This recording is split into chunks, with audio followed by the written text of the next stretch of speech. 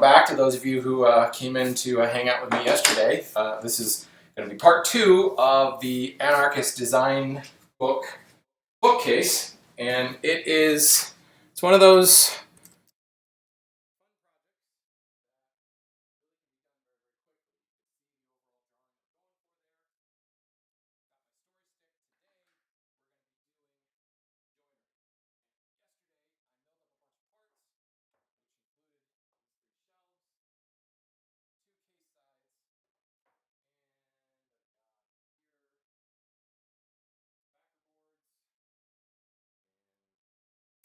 some rails. So there are 2 more backer boards that, I'll be honest, I just didn't get to yesterday.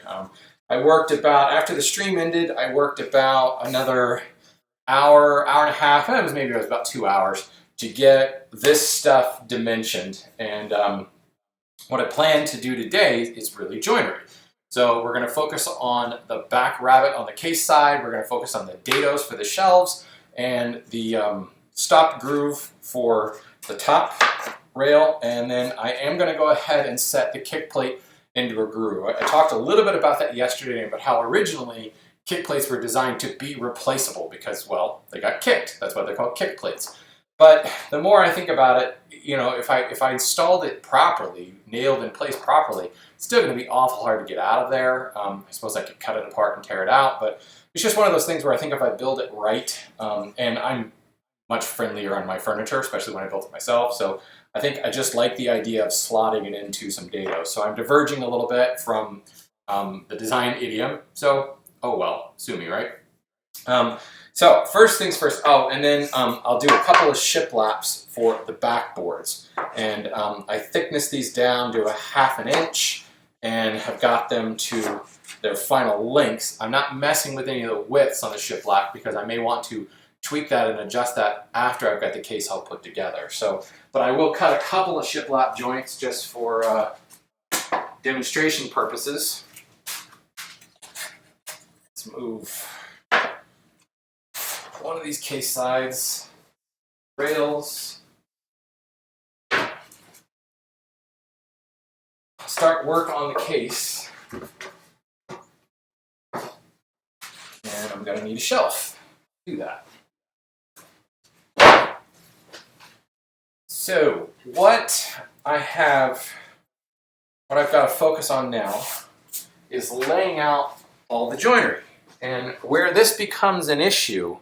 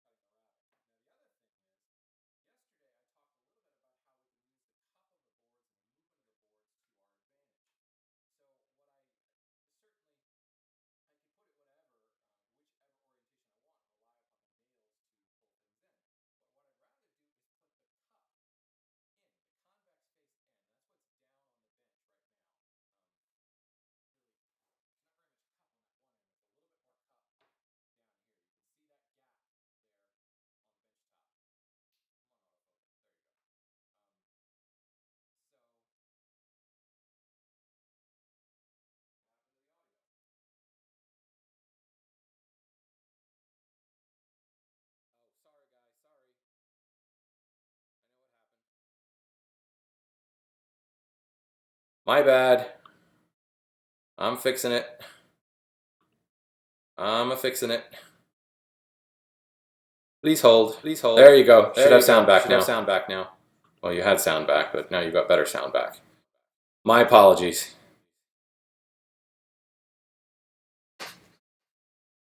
Man, gremlins everywhere today. It's not good. Okay, so as you can see, the cup here is facing down. And what I want to do is place this cup in, because when I do use the nails and it pulls that flat up against the bench, it's very much like a spring joint, and it's going to pull the two extents in really, really tight. So that's the best thing I can think of, is to, if I flip it over, then the nails are pulling the two edges in and pulling the center tight, which I suppose it's okay, but I'd much rather have the two edges really, really tight. So that tells me that this is my inside face, and this is going to be my back.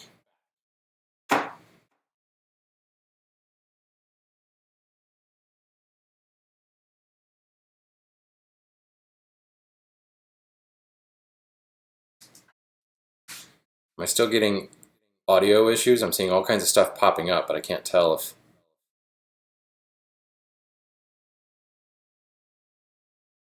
Okay, good. I think we're good. I hope we're good. Never know. Although there's probably going to be some delay creeping back in because I just added that mic and I haven't been able to adjust the audio settings, and you know, I'd rather kind of get on with the show here. So I'm going to use my story stick, and does it really matter what's up and what's down? I don't think so. Back towards me. Now, I mean, as far as up and down, it's really just an appearance thing. So I've got a little bit of a knot on the bottom here and no knots at the top. So I think I'll mark this as the top.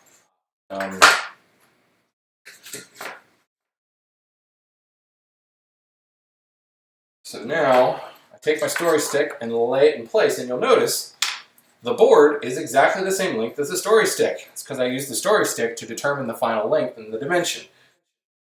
So what I need to do is laying this in place, lining it up everywhere.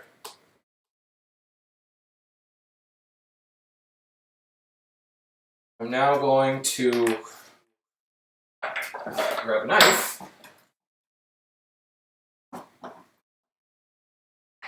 I'm going to transfer the locations of my dados.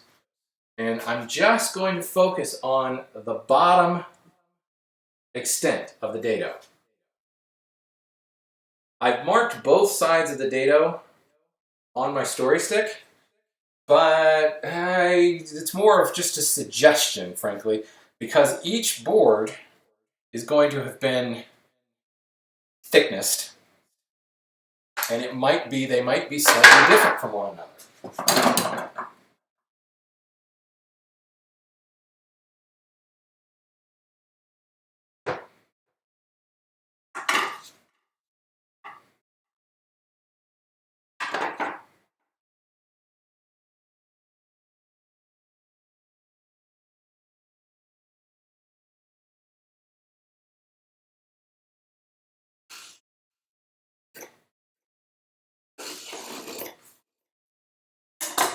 My bigger square.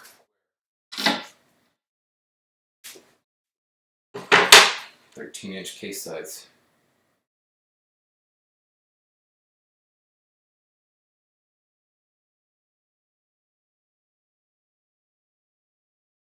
Okay, now we can mark all the way across.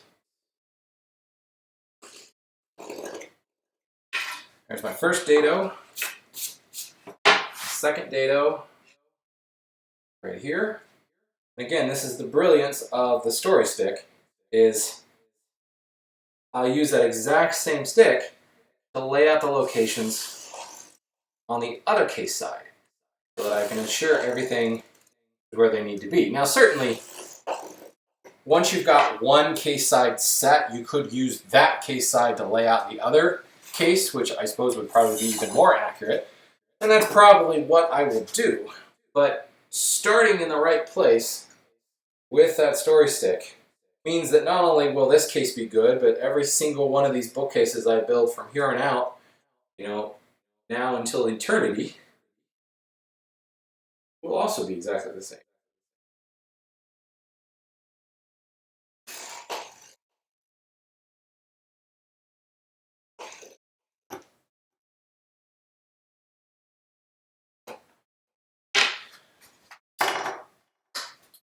Now, in case you guys weren't here yesterday, and I need to say this again, if you have questions, by all means, pipe up. I am trying to keep an eye on the chat room as much as possible, but worst comes to worst, I'll be kind of taking breaks in between and checking out the chat room and make sure I'm answering questions.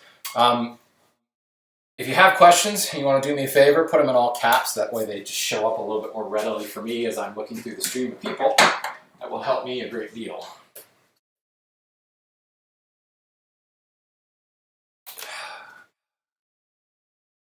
Wood by rights here. Look out, everybody. We've got some another hand tool fanatic floating around.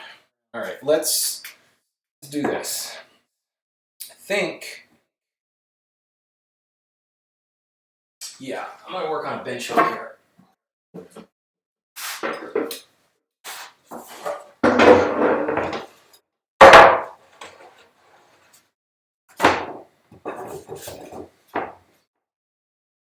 And because I've got nice long boards, I'm gonna use a second bench hook.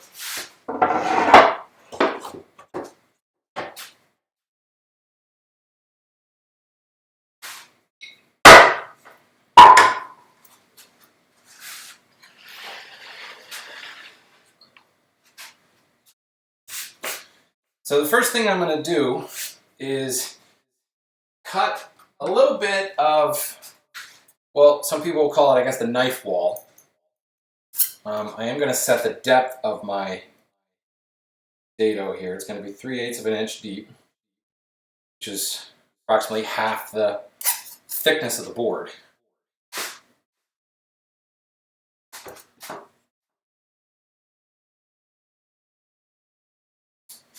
And shoot, working the wrong way.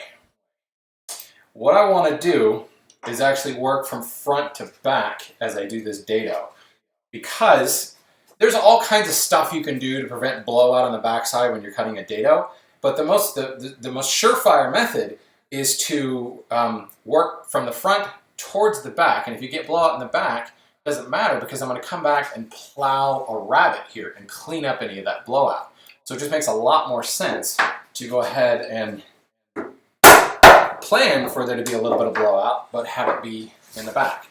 So I'm just going to flip this board around, and essentially now I'm working on the top dado. That way I just don't have to like mess around with camera angles and things like that since we've already got them set. One other thing that I want to do, if you remember correctly, I mentioned that this line that I knifed in here, let me darken it up.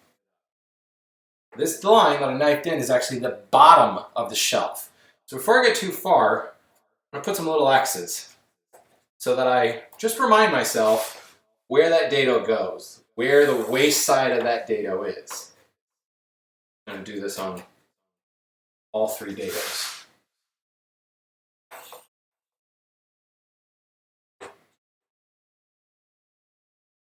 I don't know if the camera's quite picking it up, but in case it is and anybody's curious, there are some plane tracks on this board.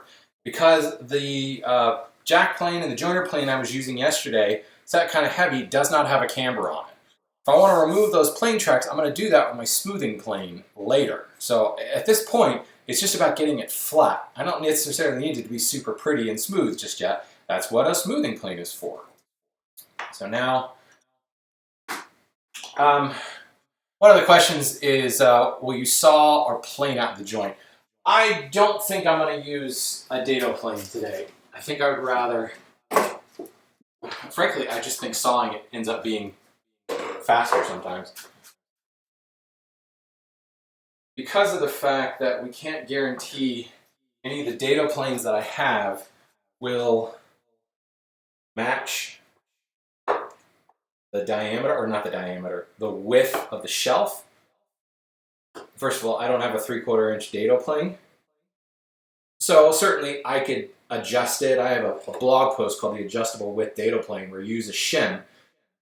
You work against a fence, you cut your dado, and then you stick a shim to the dado plane itself, which bumps the whole cut over, and it takes up whatever the slack is. So if you have a 1/2 inch dado plane, you add a 1/4 inch shim. This is not a dado plane, but you add a 1/4 inch shim to this side, and it bumps the whole thing over and makes a 3/4 inch dado. Working in shadow, aren't I? Just going to move the light over here.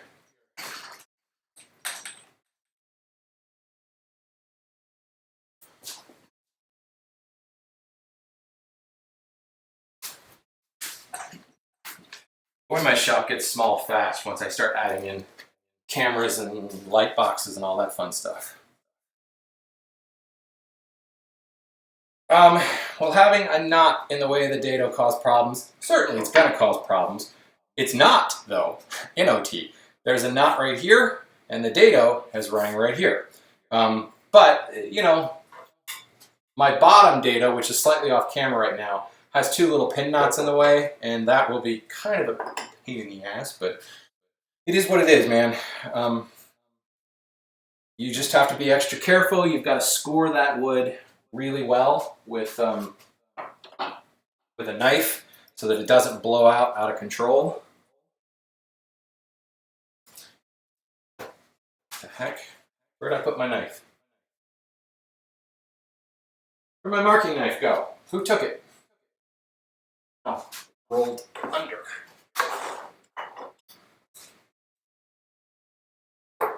Just gonna transfer this line.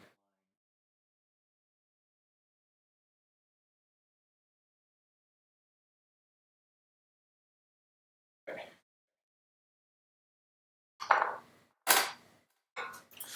I've got a nice hefty knife wall over here.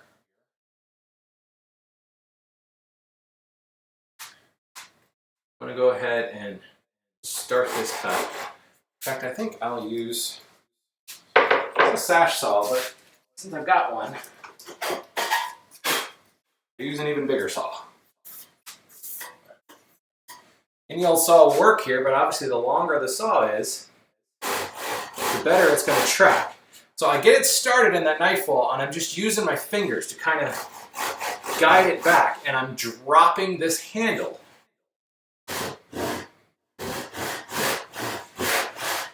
Just making sure we're working right up against that knife wall. And now, the whole saw is registered. This is why it helps to have a nice long saw.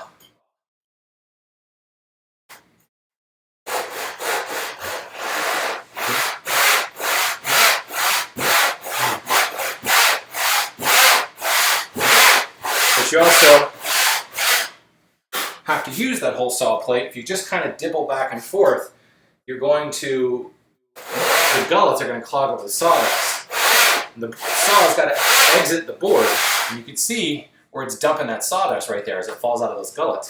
If I'm not doing that, all that's happening is my saw gullets, my teeth gullets are filling up with sawdust, and they're just going to stop cutting.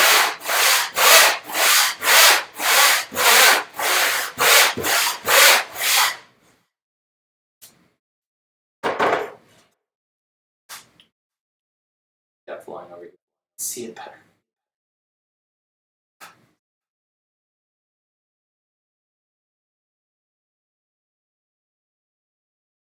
All right.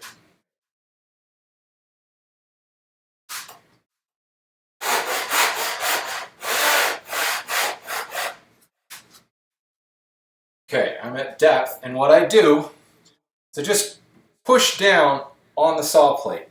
And if there's a high spot in the middle, you'll feel the whole thing rock. In this case, no rock.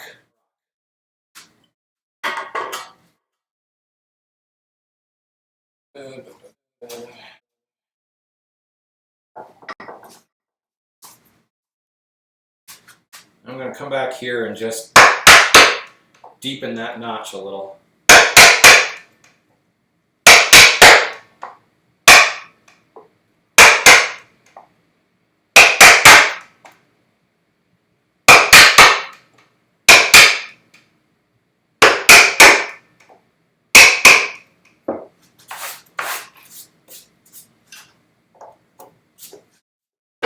Okay, what this has done is given me very nice, deep, positive registration that I can now take my shelf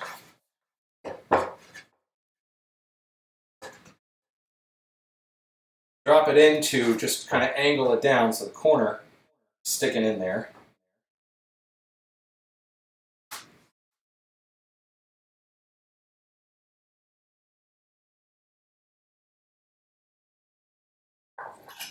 Grab my knife, and unfortunately, here. Guys, come over here. One thing that can be really useful, I need a straight edge. Just a small scrap would be good. Here, I use a test leg. You know, the minute that I start thinking, oh, I need to start throwing away scrap, and I find reasons why I shouldn't be throwing away scrap.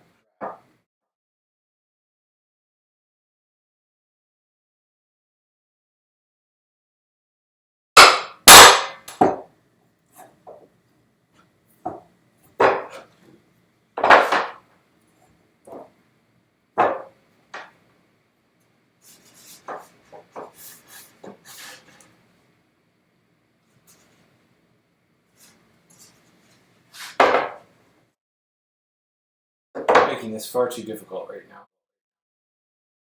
Trying to show good methods here instead of some of the, sometimes I get on a roll. I don't necessarily slow down. You can use that little notch, lay the shelf into it, and then just kind of hold it in place while you knife across. But if you've got a positive registration behind it,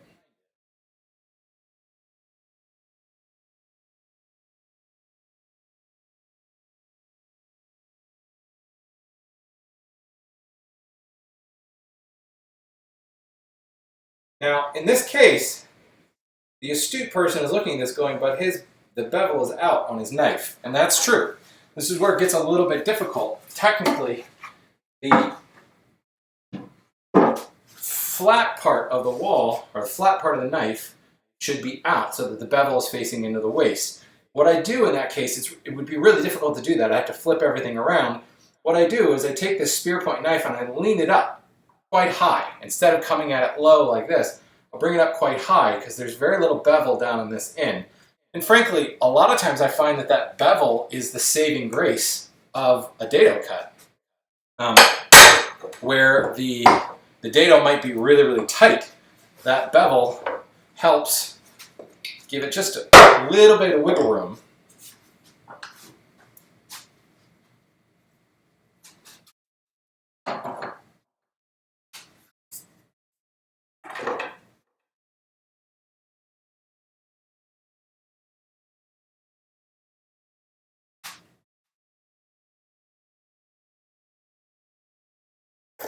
I'm going to use my square now to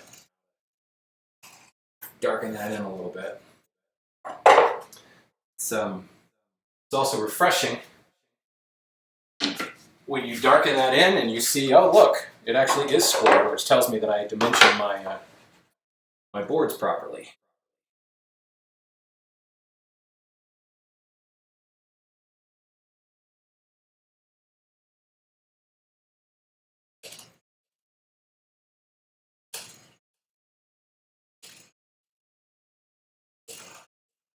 Okay. come back and put in this knife wall. Is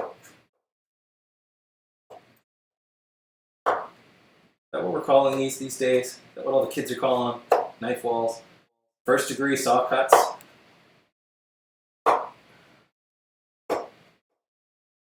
Knife wall probably has been around longer than first degree saw cut. I think it was Robert Waring that called them first degree saw cuts, and then Christopher Schwarz came back and started up the term again.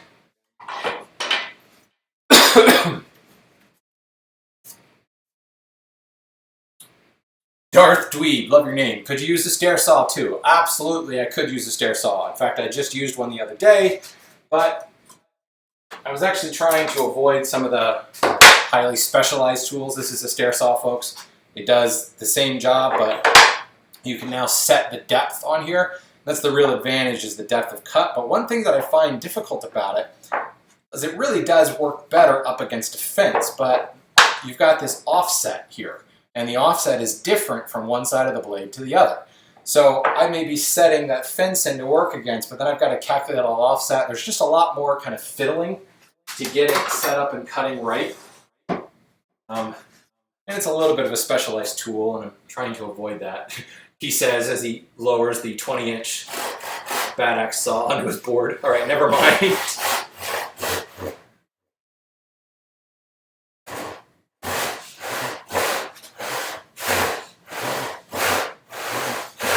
Again, you can't see it because my fingers are on the other side of the plate, but I'm sliding my fingers back and just kind of keeping it where I need it to be. And now we're in.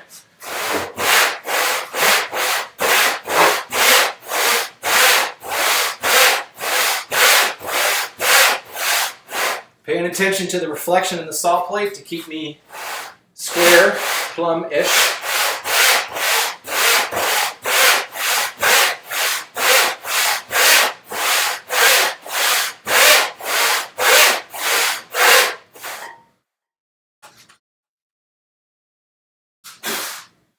Looks good.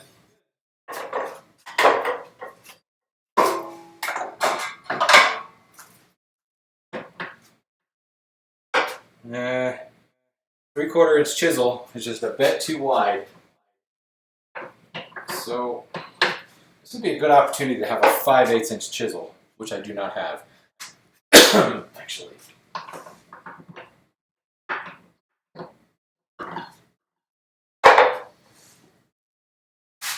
Here comes the fun part.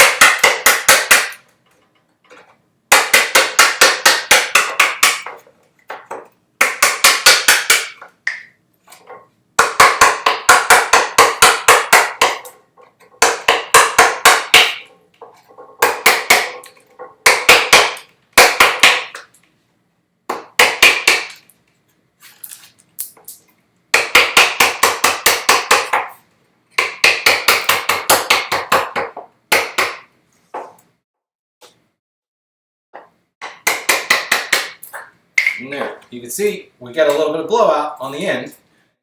Actually, when you mark your knife line nice and deep, it actually blows out and hinges out on the knife line. So I actually didn't get any blowout, but it doesn't matter because this is just going to be plowed away with the dado. Remember what I said about not using specialized tools?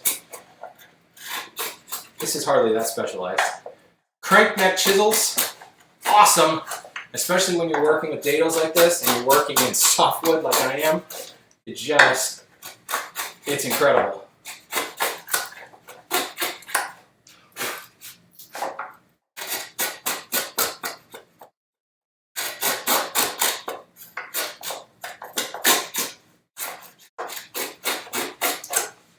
This one is sharpened at a nice low paring angle too.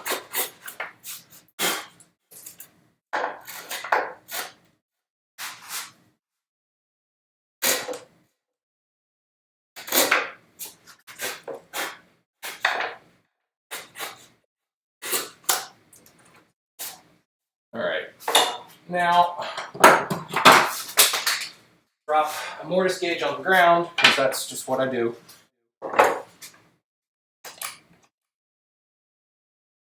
Move on to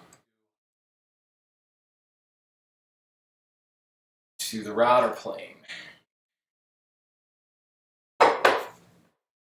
What's going on in the chat room here? Chris, hey Chris, welcome back. Can you explain more why you use your finger, why you slid your finger back during that saw cut? Absolutely. Let's pretend I'm a right-handed sawyer right now. So as I am working along the cut, I've got just this, say these couple of teeth registered in that knife wall, and I'm making a really shallow kerf with it, maybe, you know, 1/16 of an inch deep, not deep at all.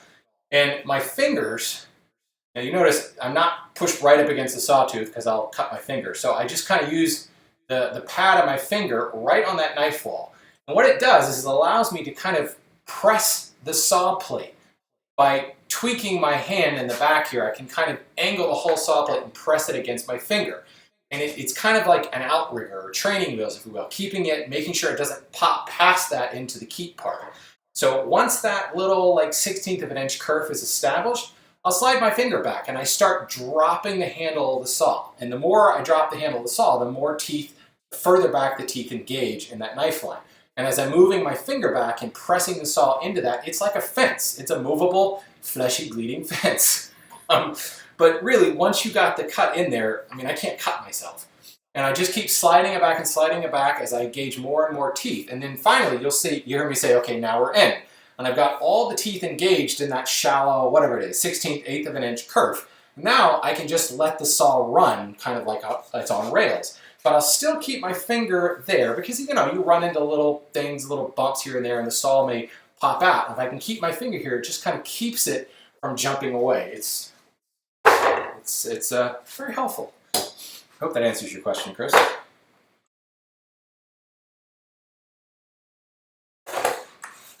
My spot is right here in the middle.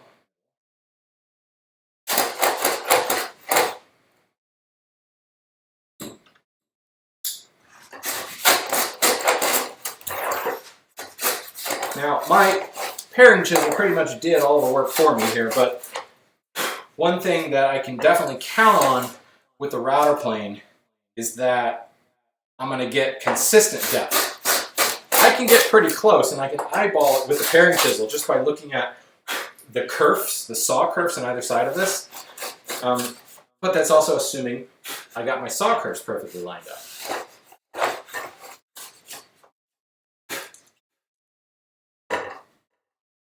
Schmutz in the wall here.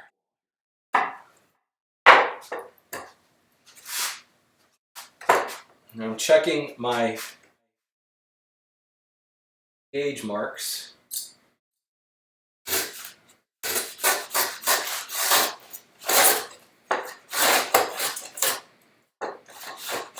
And again, if you just showed up, I'm not caring about blowout over here. I'm just plowing right through because I'm just going to clean that up when I plow the rabbet across the back.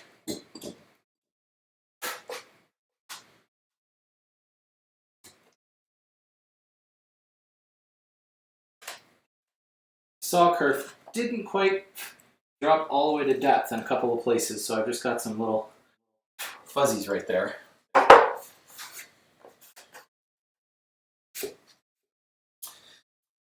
Okay, shelf. Actually, I'm going to be a little surprised if this fits right off the bat. Feels like it's a little tight near the back. Yeah, it's not parallax. All right. I was looking at that going, something looks a little off there. Cut went awry somewhere. So I'm a little bit tight down at this end. So what I'm going to do, grab my knife.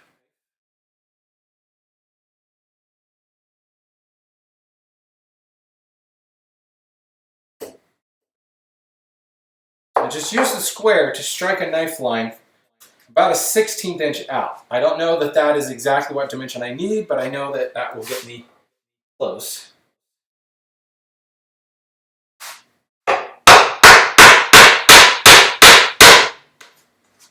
I can drop my chisel in that knife line.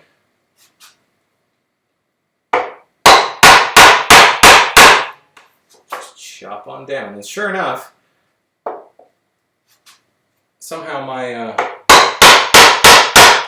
the saw cut must have gone a little awry right at the end. It's probably adjusting my stance or something stupid like that, and I pulled it out of square right at the very end. Because this knife line I did actually tapers away to nothing. So essentially, it's kind of at an angle to the existing dado, which is not good because we want the dado to be square across the face.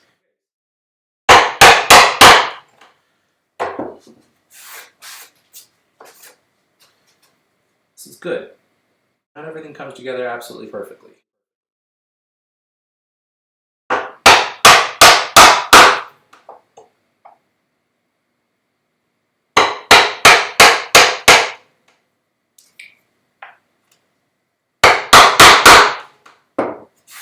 Okay, and that just kind of tapered right away.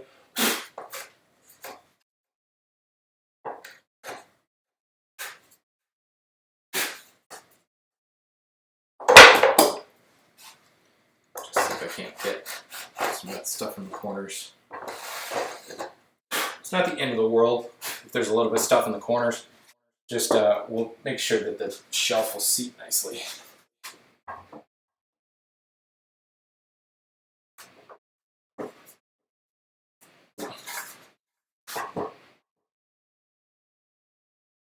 Okay, that's a good snug fit. Now I've got a little bit of a gap there, which I'm not terribly worried about, because I think that's going to disappear as I put glue in there. But that is a good friction fit there. Probably lift the shelf up, lift the case up by the shelf if it wasn't pulled faster in place. It comes up nice and flush and clean on this end, and you can see I've got a reveal in the back here where the rabbet is going to go. Come on. It fit. I could probably make it even a little bit tighter since pine compresses so much. I could go with a nice hammer type fit. But that's the first dado. One down, 5 to go. What I am not going to do is cut all 6 dados on camera today because there's only so much repetition that you guys can take before you start going crazy.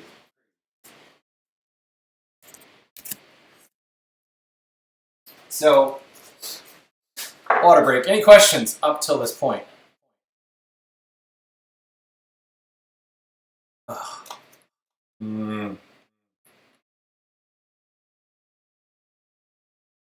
Ah, so you want me to use the stair saw?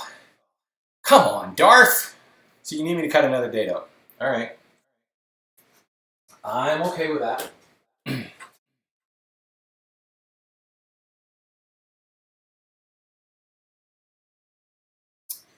Scott says, when you make the first cut with a saw, keep the saw in the groove to register the table leg against. Yeah, maybe an easier way to help that step. Yeah, absolutely. That's the fun thing about dados, is there's probably more ways to cut this than anything else. Ed says, why not use a rabbeting plane? A rabbeting plane to cut a dado? I mean, I could. But, I've got a rabbet plane right here. I assume you probably would rather use a skew rabbet plane. So the skewed blade is going to cut across the grain a little bit better, but the reason I'm not using a rabbeting plane is that's a bit too wide. This is a 1-inch wide rabbet. This is a 1/2 inch wide rabbet. So I don't have a 3/4 inch wide rabbet. Maybe you came in after the fact, Dave. Here's a dado plane. Dado planes and rabbet planes are very different beasts. They both have skewed blades. This one has knickers on both sides that score both sides of the wall, and it's got a depth stop. Traditional rabbeting plane doesn't have any of that stuff. This is the luxury model with power windows, locks, and Bluetooth. This one has a roll-up windows, manual transmission. It's one of my favorite planes. So don't knock the roll-up windows. I actually find I could use the dado plane, but I just find that sometimes it's a little bit extra work when I don't know exactly the width the dado needs to be, because the shelves may have been dimensioned independently from one another. But, you know, like I was just saying earlier, there's a bunch of different ways to cut this. I actually just find that sawing the walls, popping out the waste, and moving on from there works just as well. Not a little faster sometimes, because you're not messing around with a bunch of different settings and fences and things like that. I need to move my shooting board out of the way here. Oh, you guys that were here with me yesterday, you saw I was kind of struggling a little bit using this panel, my panel shooting board, because I hadn't put a fence on. Well, shortly after the broadcast ended, I grabbed a piece of scrap wood, a little piece of cherry, and added an outboard fence to this. So now the plane runs in it with no wiggle at all. So it was something I've been putting off for a while. Really no reason, because it took almost no time to get that set up.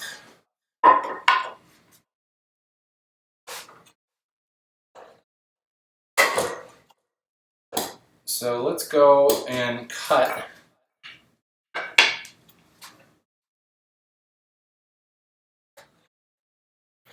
stair saw here.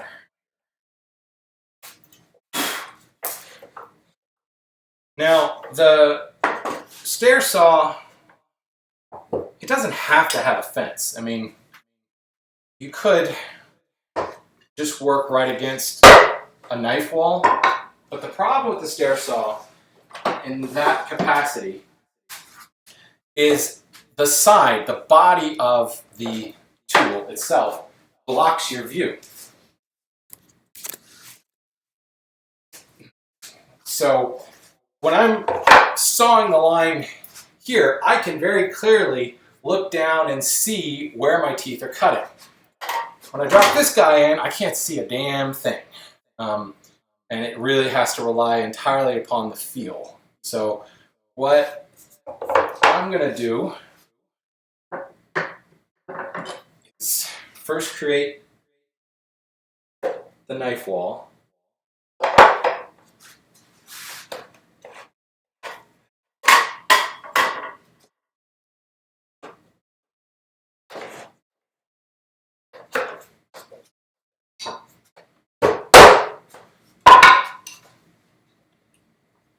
I need a little bit of kind of positive registration that I can set the saw teeth into, so I can set my fence.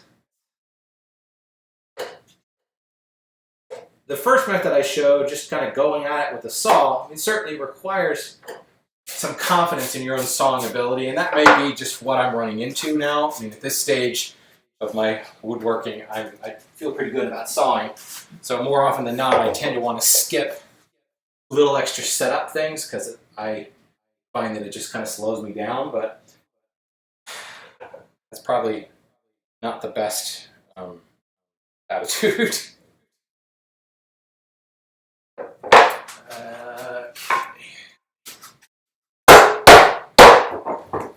Let's shift everything over just a bit.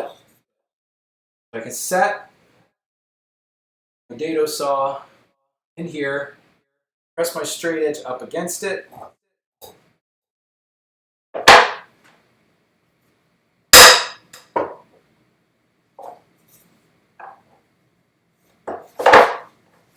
Now let me grab another clamp just to run it off the back side. Just drop my holdfast metal off the opposite side of the bench.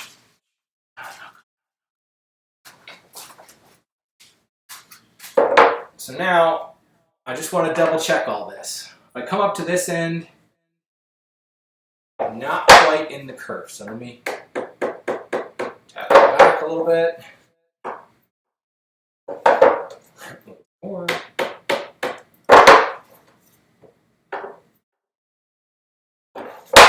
Come on.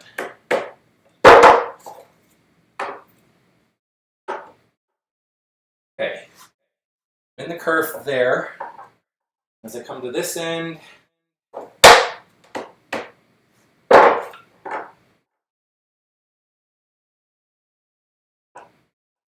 right. Tighten everything down, and let me just check one last time that I'm now in the curve. And I am. So the fence is now set up, but my depth is probably 1/4 inch here. Yeah, so now I've got to set the depth on the stair saw, dado saw, stair saw, whatever, depending on where you come from.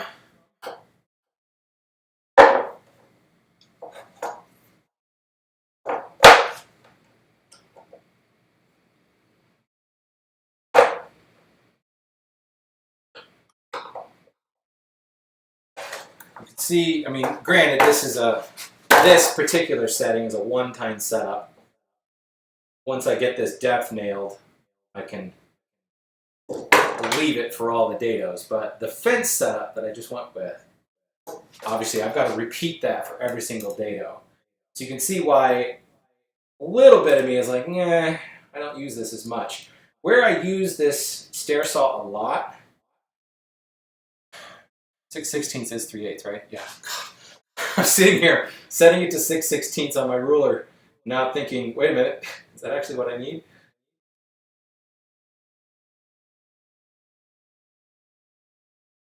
Where I really like using this is when I've got really long stuff to do. I had grooves to cut, 3/4 inch wide grooves in the entire length of my blanket chest. And so that was a 32-inch long groove that was cut way into the interior of the case that no fenced plane, no plow plane would reach. So I set up actually this straight edge as a fence and sawed against it. And you know, I could also do the same thing where you set up the fence and use a regular saw against it. And this is actually faster because what you're doing now is setting the fence right on your knife line and you're pressing the saw and you can saw that way. And I would use blue tape as a depth mark, but it's not as surefire as the dado saw because now I've got a positive stop here. The big key when you've got this thing is to keep it flat against the fence. So a lot of times you might be better off by having a much taller fence.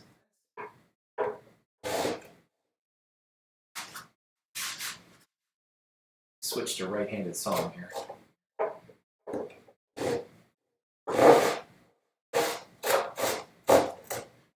It's always hard to get started.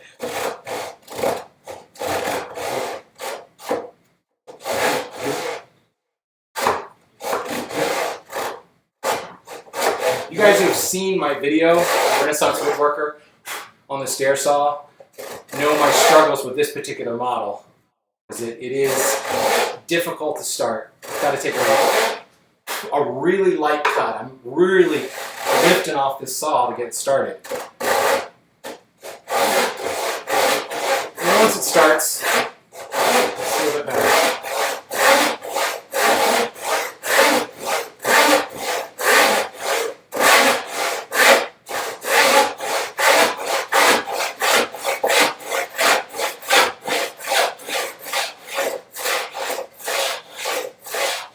Okay, see that? There's my depth stop. So I'm at 3/8 of an inch deep. So guess what? We have to do it all over again now.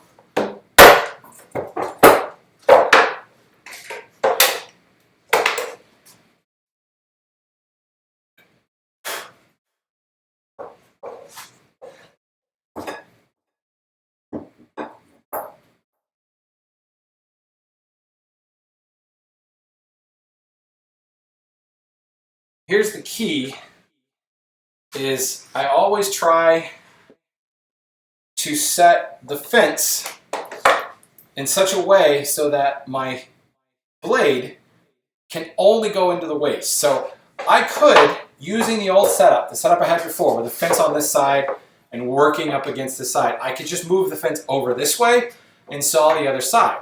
But here's the problem. If my saw jumps out of the kerf, the only place it can go is into the keep side of the wood.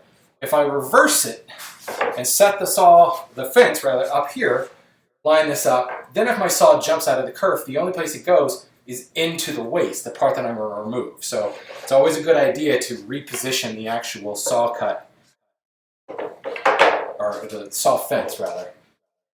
I don't know why we've got this fence here.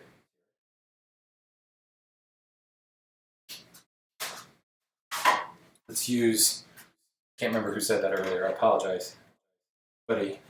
Scott, I think, said set the saw in the kerf. There we go.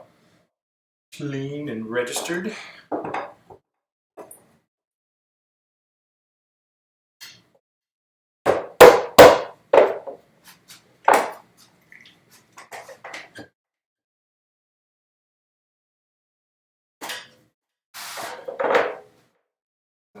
Make sure to grab a different shelf, not the one that I just used, because you never know, it could be a slightly different thickness.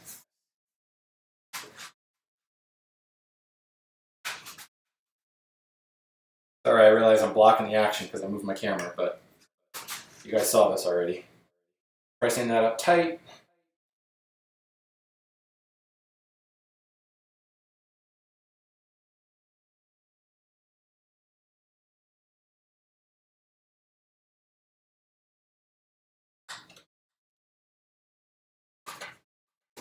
Alright, you know what? Before I forget, I'm going to go ahead and label. Since I just said the shelves are now assigned to certain spots. So I'm working on the middle shelf, so I'm going to mark on the end grain, because this just gets covered up. When I assemble the whole thing, I'm going to mark middle shelf. And on this one that I just did, I mark top.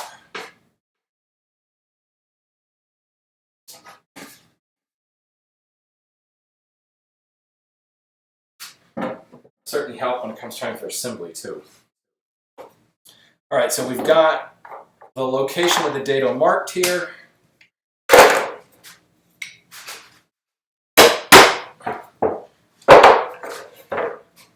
It's transferred over. Go to the other side.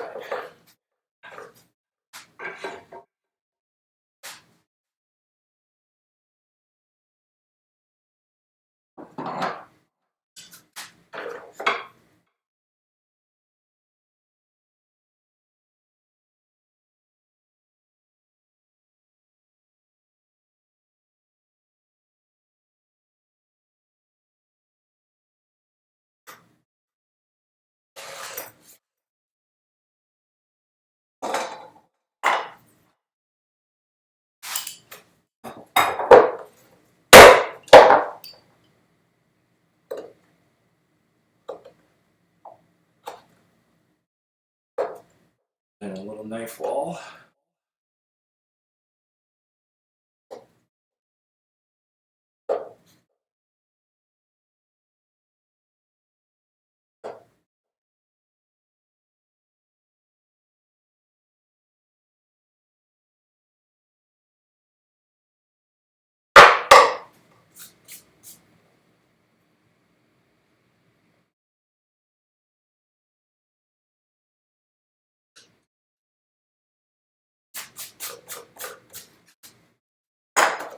Okay, so now let's repeat this.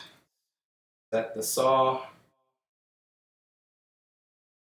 in that knife wall.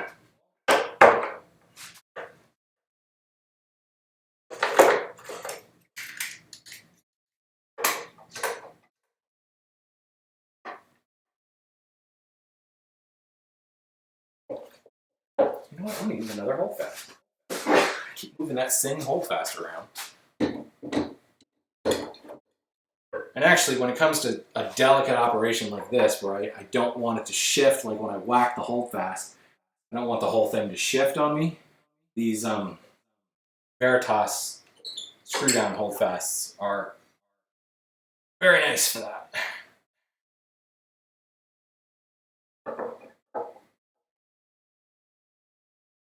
And paying attention to where the waist side is keeping everything aligned. So as I check down here in the kerf, to the waist side of the kerf, I'm good to go.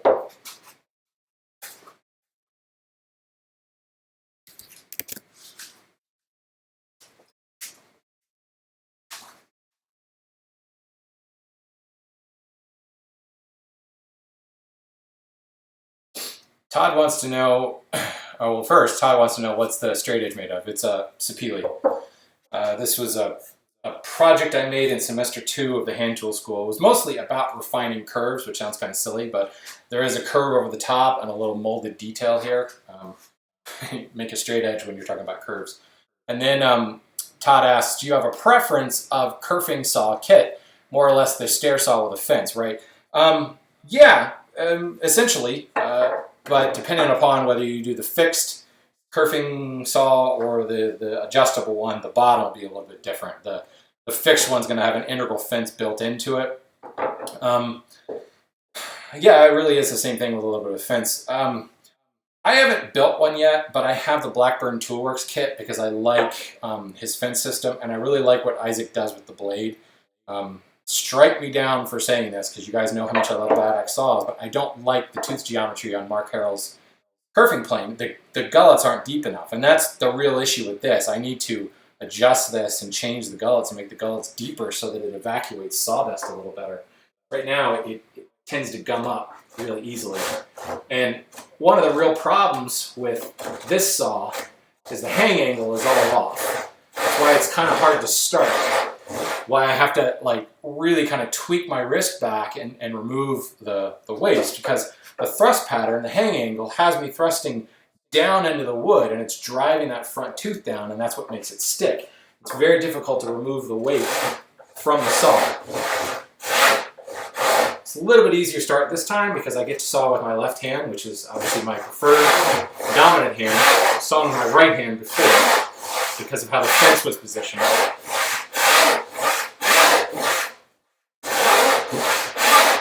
One of the things about the kerfing saw that I don't like, and the same thing about this dado saw, is this front handle I just find to be useless. I work this the same way I would work a rabbet plane, where I'm pressing, one hand is up and pressing against the fence, or pressing the fence into the work.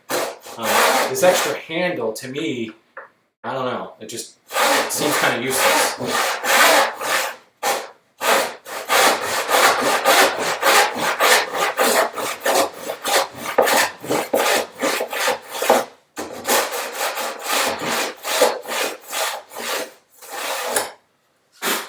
Okay. There you go, Darth. That is the dado saw in practice. So, you guys, I don't know, what do you think? I mean, you saw both processes to get those cuts.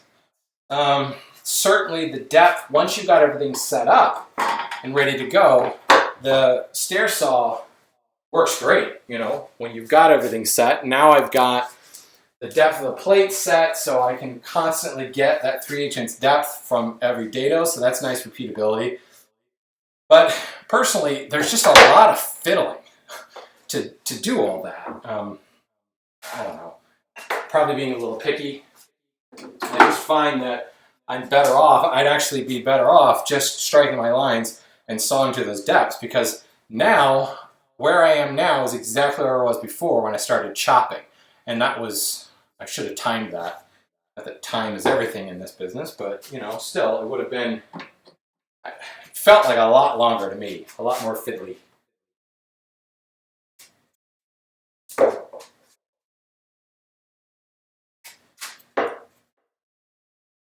don't think I'm going to necessarily cut this entire dado.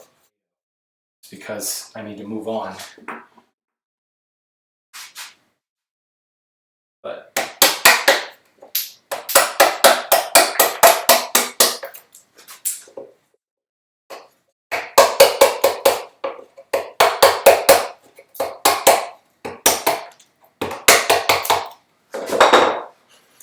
using my hold fast mallet.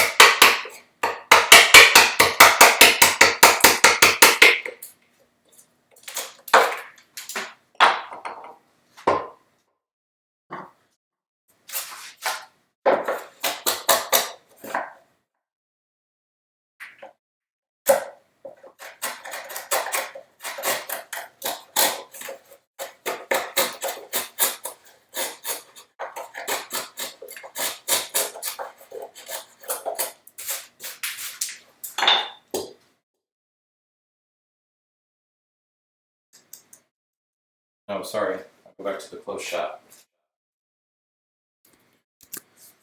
Yeah, I really need to remember to bring my wireless keyboard in here so I can switch these settings without having to walk across the room.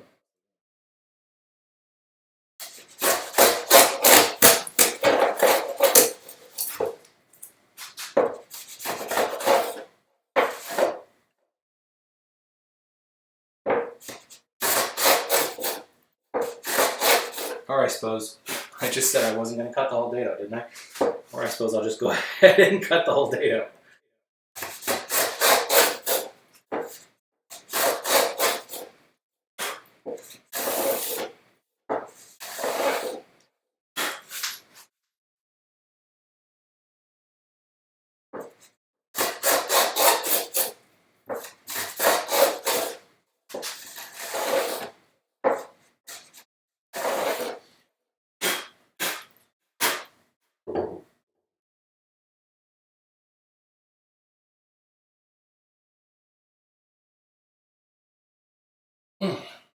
Okay.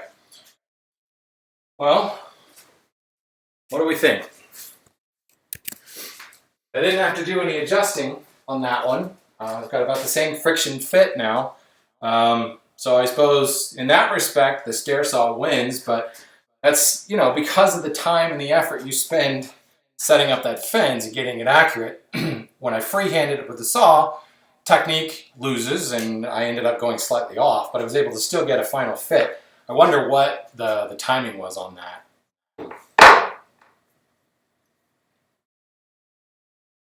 Who knows? Looking at questions here, what do we got? Chris W., any reason you don't go right to the router plane? Yeah, the router plane is not a heavy removal tool. Certainly in pine, you can remove a lot of wood fast, and I just did. I've got, on my Veritas plane, I've got a little Sharpie mark on the adjustment wheel that just gives me a registration point, so I know I can turn it, you know, 180 degrees, 360 degrees. I rarely, when I'm in hardwood, I will rarely turn it more than half a turn, 180 degrees. Any more than that, and you'll start to tear out. There's no support for this blade. It's just hanging out on the bottom there, and it's not meant to remove a lot of material.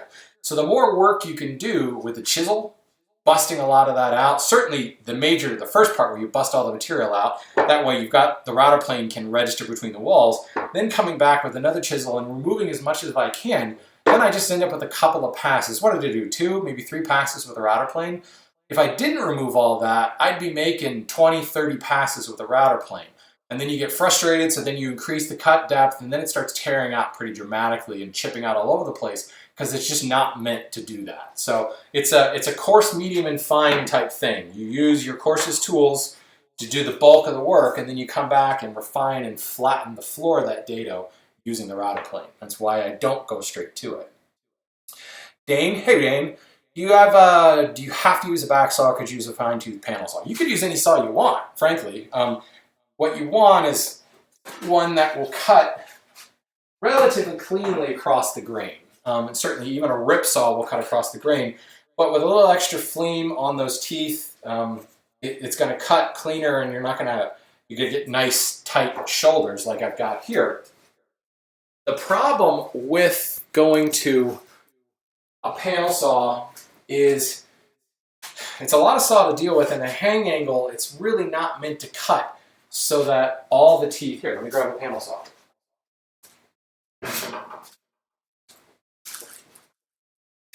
This saw, first of all, it's got a much more flexible plate because there's no back stiffener on it.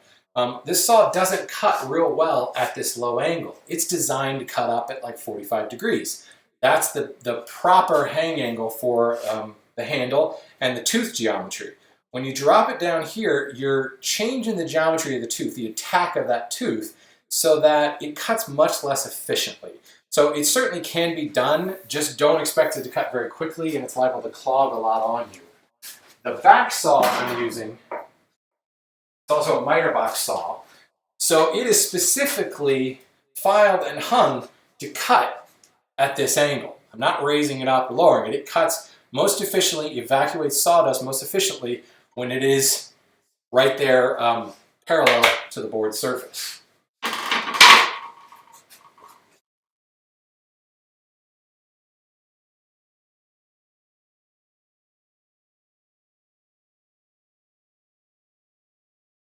Let's see, I'm missing stuff.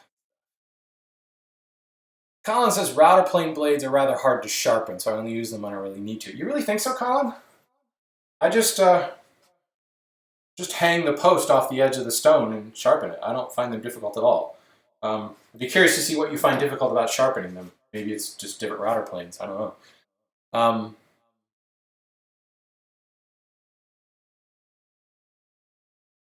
Yes, Andrew Frank says it seemed that the saw being longer than the panel was very helpful. Most definitely.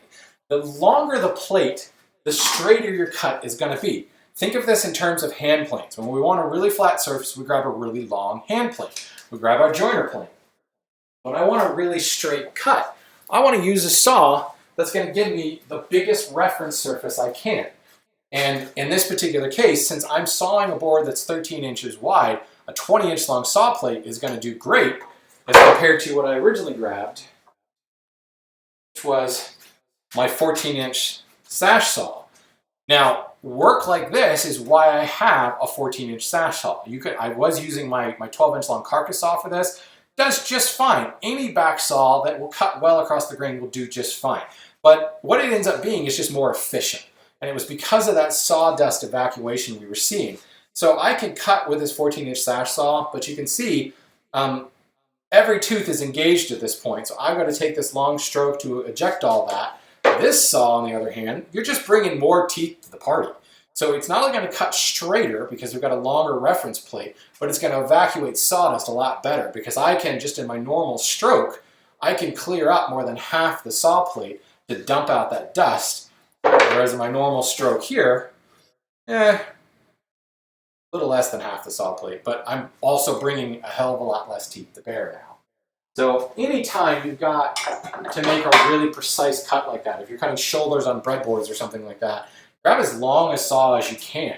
And you know, if that is a backless saw, like a panel saw or a hand saw, so be it. Just weigh the pros and cons. Is the more flexible back, is the hang angle going to be a problem for me? Going to make this more difficult. But if you only have like 1 or 2 cuts to make, efficiency is not that big of a deal. Just get it done, you know, whatever tool that you have on hand. Just a reminder to folks, if you are putting questions in the chat room, if you can help me out and put them in all caps, it makes it a hell of a lot easier for me to pick them out from the rest of the chatter in there. Would you like to see the chatter? I'd like to see all of you. Thanks for showing up, by the way. I don't know if I said that. All right, we cut 2 dados. We're pretty good on dados. Does anybody have questions about dados?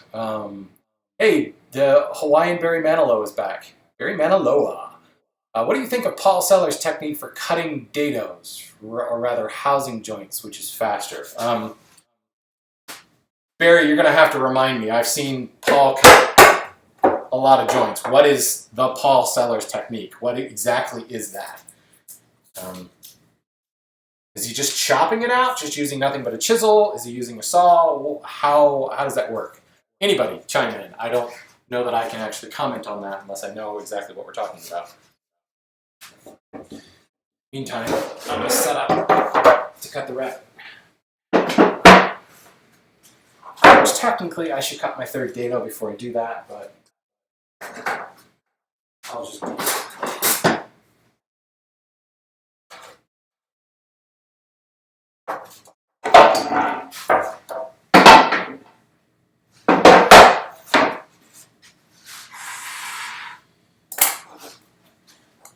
You guys ever watch the Woodwright shop and you just like want him to clean his bench off? What's going on right now? Just like, there's too much stuff on my bench. Can't deal with this. Gotta clean some stuff off. That's why I've got this tool cabinet back here. But at the same time, I've now gone a little more than an hour, and Roy's got 22 minutes to do the whole show. So we'll cut the guy some slack. Okay, Barry says he's just using chisels. Yeah, I mean, it's another acceptable technique. Personally, I like to saw. I think that it ends up giving me, because what's important for the joint, right? I need these walls to be square across the case, and I need them to be nice and vertical and straight. I don't have to do a bunch of adjusting. I did a little bit of adjusting on this middle dado. Wasn't that big of a deal, but you could see it added to the trouble. This cut, rather the middle one, was, you know, it was off the saw, essentially. These walls are exactly what I need. When you use a chisel, you open yourself up to a little bit more error. Certainly you can set a fence in place, you can get a nice deep knife wall, and you can track down that knife wall relatively well, and then come back and chop and free out that waste. That's all perfectly fine. I don't know if is that exactly how Paul does it all the time, or was he just demonstrating in an effort to show kind of a minimal tool approach? Because to me, I find that to be actually a little inefficient. When you've got a tool like a router plane that can come back and perfectly level and flatten the bottom of that groove, when you've got a tool like a saw that's going to cut you a perfectly straight and vertical wall extent of the dado and make it perfectly clean, to me, it just seems like you would want to go that method. But, you know, it's, as with anything in this crazy world, it's all just a matter of many, many, many different techniques to get to the same place.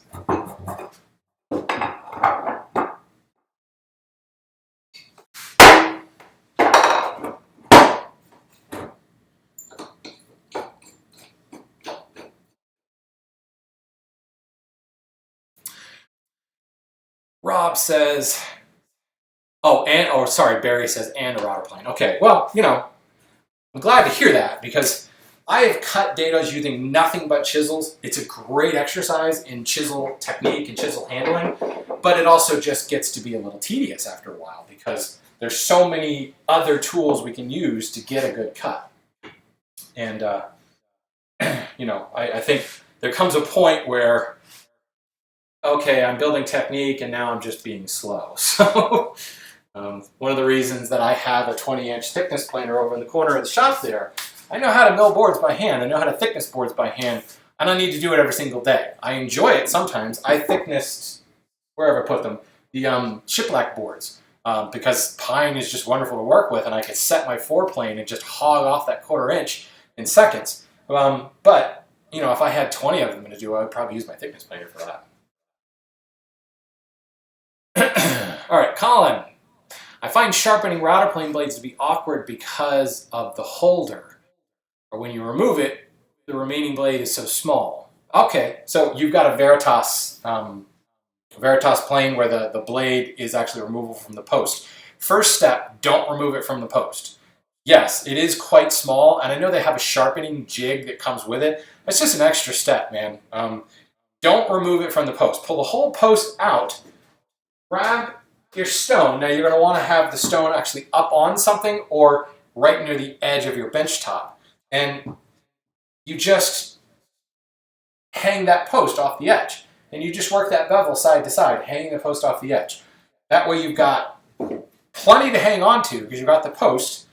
And I mean, it's such a tiny blade, it goes really, really fast. So if I just had this stone without a holder, I would just put it right near the edge so I can trail that post off the edge of the bench. And that, because if you go to a vintage router plane, you can't remove. This is all one bit of steel. So you've got to set it up like this. Obviously, I wouldn't be working on the far side. I'm just trying to keep it in line with the camera here. I'd be working on this side.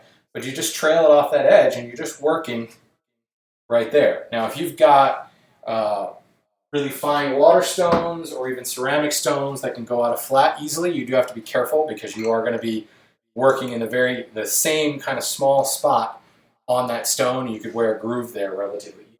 But there's so little steel to remove there that it shouldn't be difficult. Don't make it difficult. Okay, we're going to cut a rabbet now. So this rabbet is going to be a 1/2 inch wide. What did I put? Oh, there. These are my backboards. What I'm going to do is line them up with the back of the case.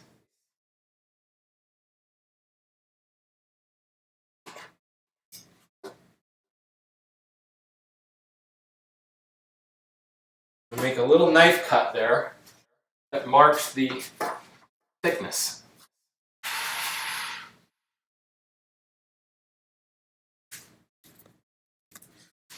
This is just another one of those things. I could pull out a ruler and I could set my gauge to 1/2 inch, or I suppose I could set it off my backer board as well. But when I just lay the backer board flush against the back, make that little knife mark, now I can come in and drop the knife of my gauge right in there, tighten it down, and I can run the line for my rabbet and know that it's the same thickness as the boards I'm going to be putting here. So when I set these boards in place, everything will be nice and flush.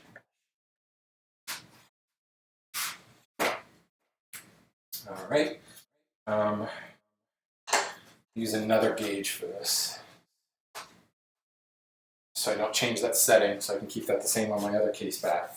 I want this to be 3/8 of an inch deep. So in this case, I don't really have, oh yeah, I do. This is already at 3/8 of an inch deep, isn't it? Well, it was until I changed the setting.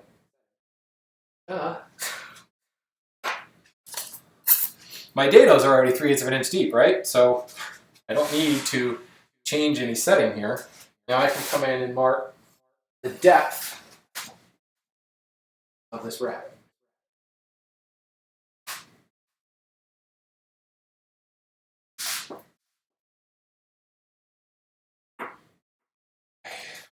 That is totally in shadow behind my studio lights, so can't see a damn thing there. Ducking this in.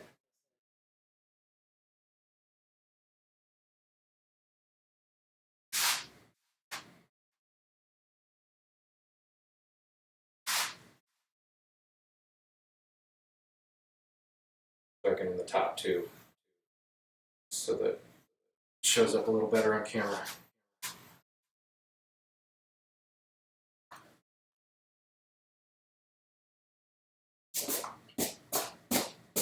All right, so as with dados, as with, well, any joint, there are 100 ways to cut these things. So I could grab my rabbet plane, and I say that in like my Veritas rabbet plane or a modern rabbet plane, or any rabbet plane that has a fence, and set it up that way. So a moving filster would work here, and that would get my depth just right. The Veritas rabbet plane is the same thing. I can set the fence, set my depth stop, cut the whole thing down. Or I could use a rabbet plane in the traditional sense of the word. This guy has no fence, has no depth stop, and you just work to your lines. So there's a bunch of different ways to do that. I do this all the time for cutting moldings, where I'll just set it in a knife line and work. I'm angled here. Corner of the plane is riding in that knife line. And I can start the whole thing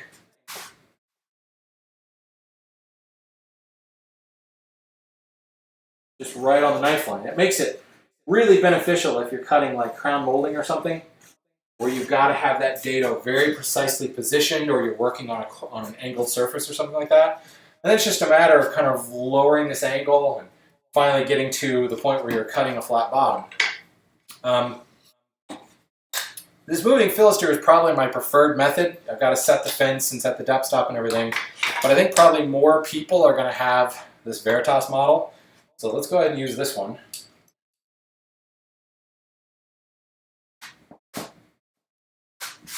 Set it up on my line.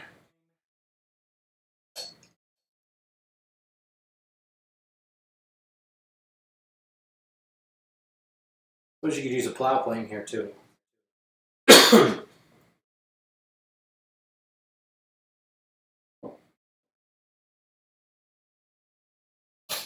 The depth stop, use my gauge to set that.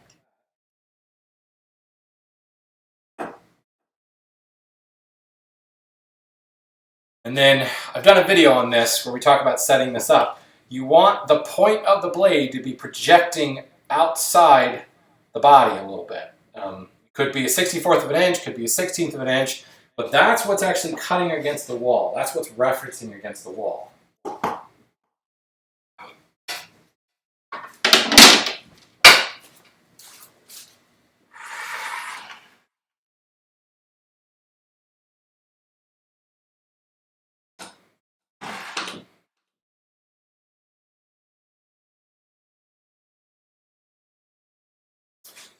Now I'll start on this far end.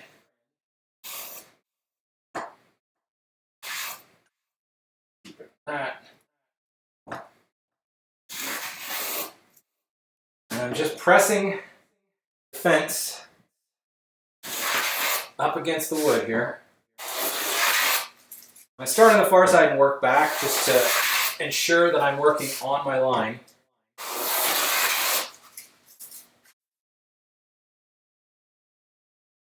Take a deeper cut.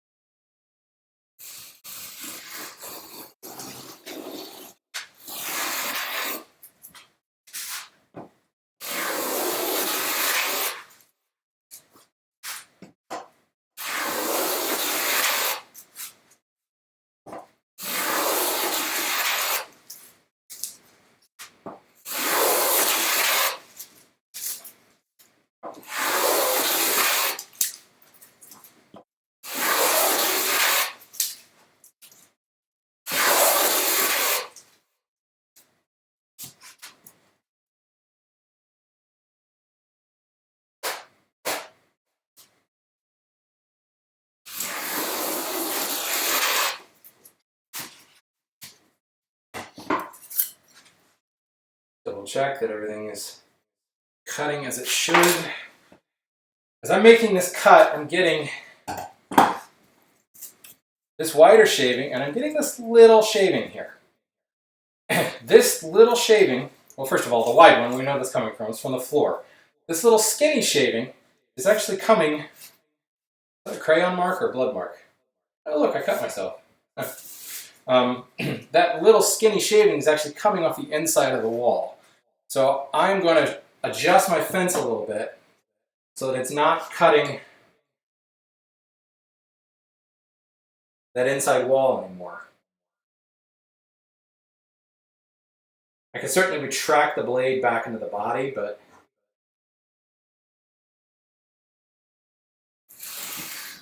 oh, still getting that.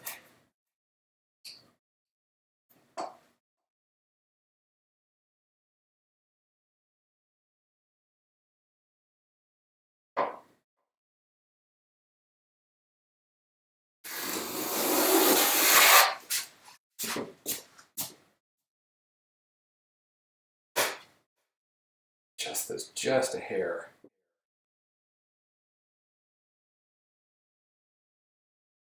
There we go. Now it's cutting like I want. I'm getting the single shaving. I'm not actually cutting that wall back.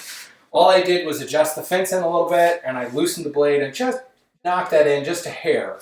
It was set a little too aggressively. I could keep setting the plane, setting the fence and kind of pushing it back and pushing the blade further back from that wall, but I just find that adjusting a little bit of both the blade projection and the fence, and now I've got it where I want it. So my rabbet, after all that, is probably going to be about a 32nd of an inch wider than it needs to be. Not the end of the world. It'll be the back of the case. If I really want the backboards to be flush, I'll just go ahead and plane down the back of the case later, but it's a very small difference.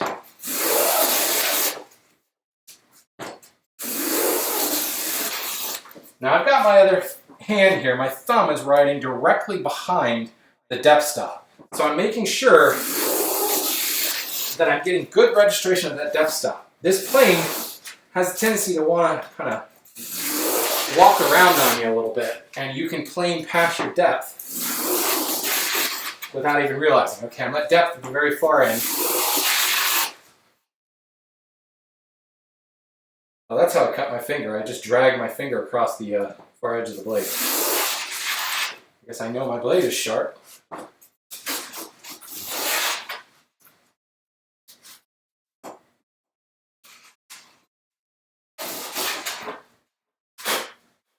And there's the rabbet.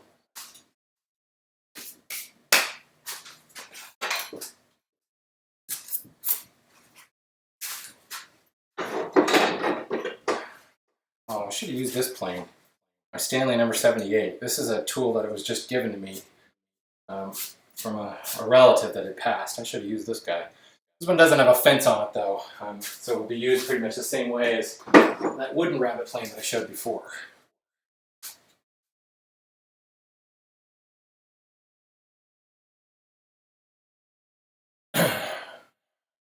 Mr. Truss Park.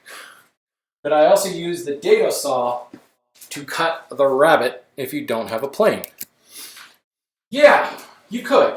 That's going to be very slow. Ooh, I need a Band-Aid. I really dragged my finger across that blade. The dado saw is going to cut very slow on this long cut like this. And then you'd have to make... you could chop it out from there, or you could make a separate cut on the end grain if you wanted to, but certainly it could be done. I think I would rather, you'd have to have a fence along the entire thing. I think I would rather, if I didn't have a plane to do the rabbet, I'd rather set the fence and set a handsaw against the fence, because you've got that much longer plate. The dado saw is only like 12 inches long, I think. If I could put a 22 or 24 or 26 long handsaw up against the fence, that's going to cut that much, much faster than a dado saw. I would say, in that particular instance, if you have a dado saw and you don't have a rabbet plane, apologize, I mean no offense, but you might want to rework your priorities. The rabbet plane is so much more useful than a dado saw. It's one of those things where, and dado saw, kerfing plane, depending on what you have, it's just not, it's such a specialized tool that has very specific applications that just don't get used very often. Whereas a rabbet plane, just about every project, I'm pulling out a rabbet plane, a rabbet on the case back, or a rabbet on the top if I'm joining a box together or something. I think that you will do much better with a rabbet plane. And I actually would say a rabbet plane, a wooden block without depth stops and fences, ends up being so much easier to work with. Especially because that Veritas plane, man, you got your fingers hanging off the edge like that, they are right next to the blade. Seems like every time I use that thing, I end up cutting myself. And in this case, I cut myself twice on 2 fingertips over trailing next to the blade. Now I know that I have to turn in my Roy Underhill card because I actually stopped to put a Band-Aid on, but, you know. It was bleeding pretty badly.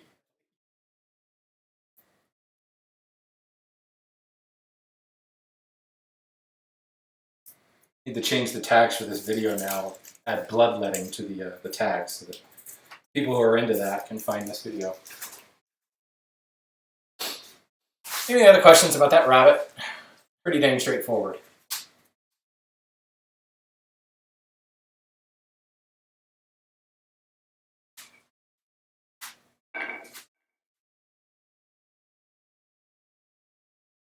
Yeah, Jim, you're talking about the same plane that I just pulled out. Have you worked, Jim Dockrell, have you worked with that number 78 without a fence?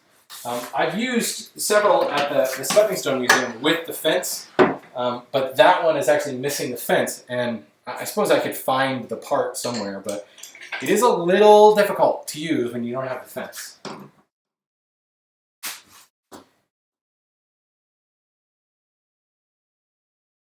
The records, Barry says the records I have 2 rods. That's nice. That is the one thing about this Veritas plane with the 2 rods, and it also, the collet mechanism keeps that fence straight.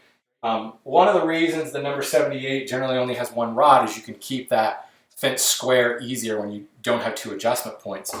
If you go with like a traditional wooden plow plane, where you've got 2 rods that are secured in place by wedges, it can get a little fussy, and you've got to mess with it a little bit. It's not that difficult, but you got to make sure you're keeping that fence square, which is not always the easiest thing to do. All right, so what's left here is, because we're running short on time, is the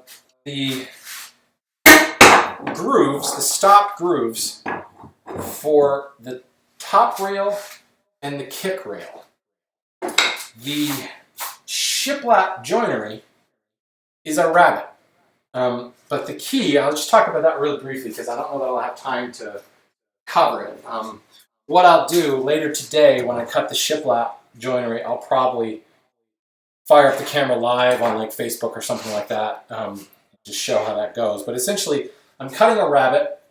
I'm going to cut a rabbet that's 3/8 of an inch wide. I like a 3/8 inch tongue. It gives me a little bit of extra if I want to nail through it or whatever.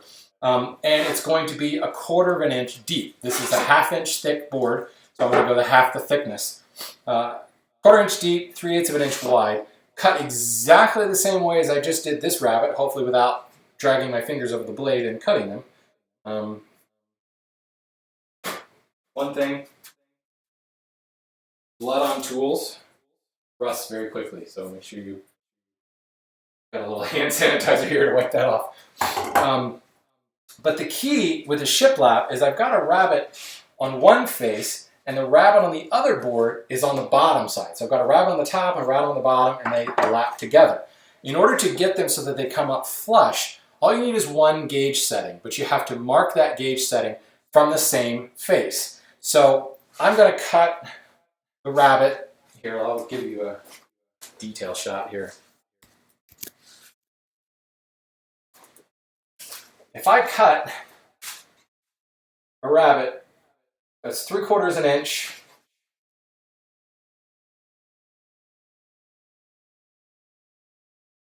like that,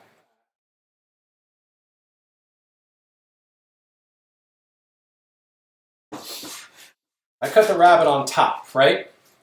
Now I need to cut a matching rabbet on the bottom.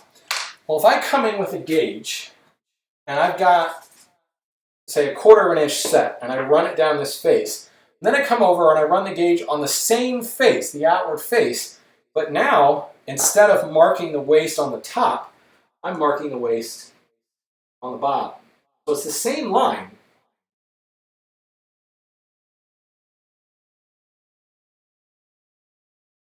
See that? So it's this line that goes on the edge. Whoops. It's this line right here that goes on the edge of the board that is really determining the depth of that cut. So if I mark that line from the same face and I just remove wood from this face and remove wood from that face to the same line, they come together flush. So it's actually quite easy because you're just using a single gauge to lay everything out. You get your depth. The key, pretty much with all joinery at that point, is labeling your waist and just making sure, even though I'm working with the same line, make sure you're removing some from the top and some from the bottom. Otherwise, you end up with boards that don't come together quite flush.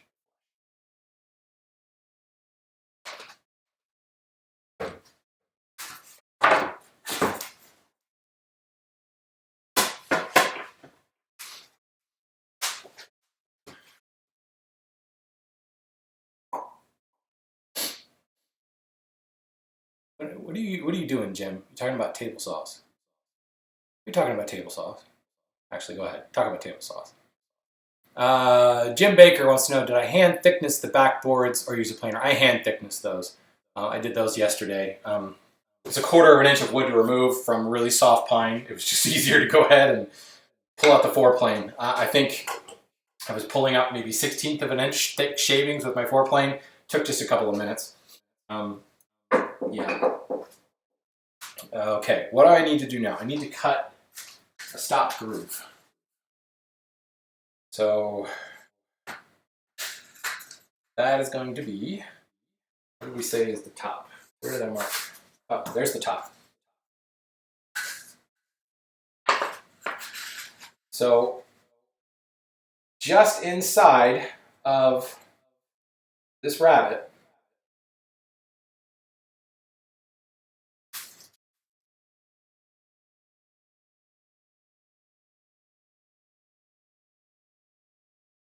sorry, line my straight edge or my story stick up with the wall of the rabbet. Line it up with the wall of the rabbet down here.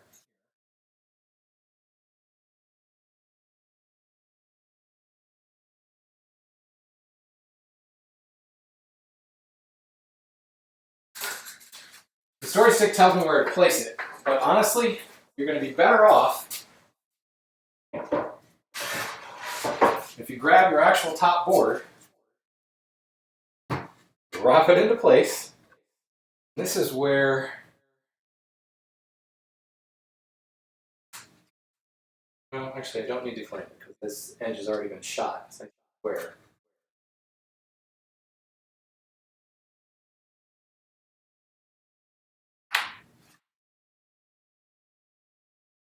Stop moving my knife. Who keeps moving my knife?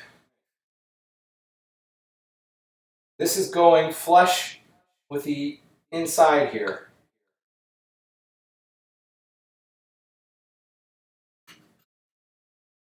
So it's butting up right up against the backer boards. We'll actually nail the backer boards into place into this top rail. So this is kind of an odd one. It's like it's another rabbet. It's not really a groove. I'm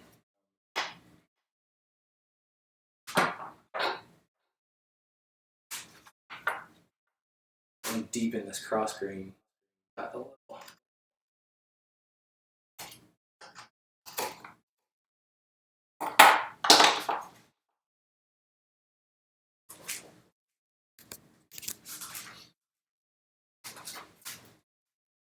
So I need to cut this. There's probably 101 ways to cut this guy as well. I think what I'll do, since we were talking about using chisels only earlier, I think I'll go ahead and use chisels for this. Just because, you know, I could saw some of these walls, but you're not going to get all the way down to the bottom there. A plane just is totally inefficient here. So instead, I'm going to treat it like a mortise, essentially.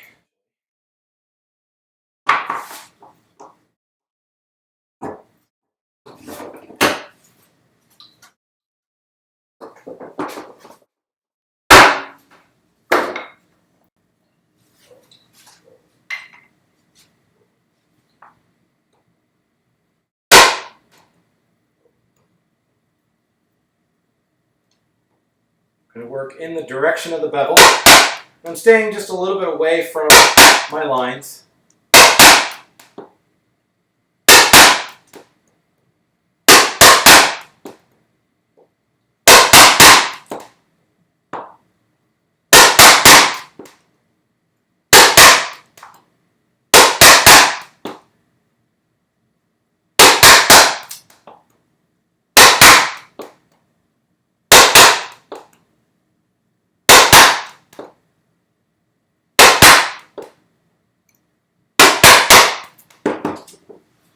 I'm going to go back the other way.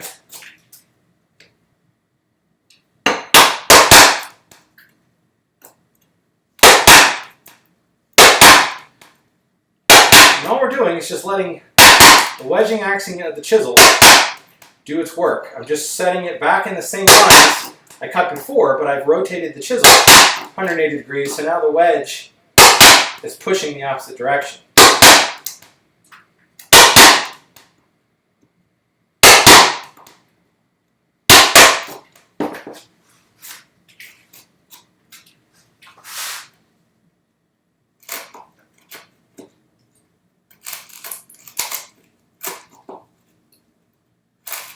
The wood cleaves nicely across the grain, so I can come in here. By the way, this is the same depth as the rabbet, in case you didn't know. Just using a chisel and referencing on the rabbet that I cut earlier, I can cut to depth. I could use a router plane here too, but that would just take time, frankly. I want to get as close to that wall as I can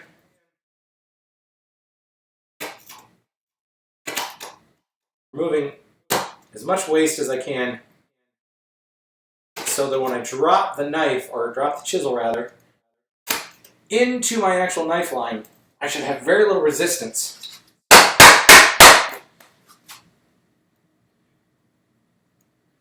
If I've got too much waste on the waste side of the knife line, the chisel is going to resist and it's actually going to push back into my waste. So there I was able to put that right on the knife line. Grab a nice wide chisel here. Wider just like the saw blades earlier, the wider I can go here, cleaner my line's going to be. Now I am going to step back just a bit here. This is about body positioning. Set my chisel in the knife line. Position myself so that I can see this plane. I can see that it's square.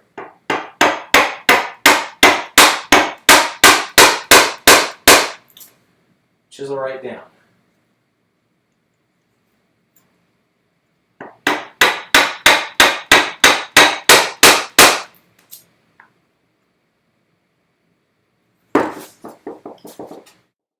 Here.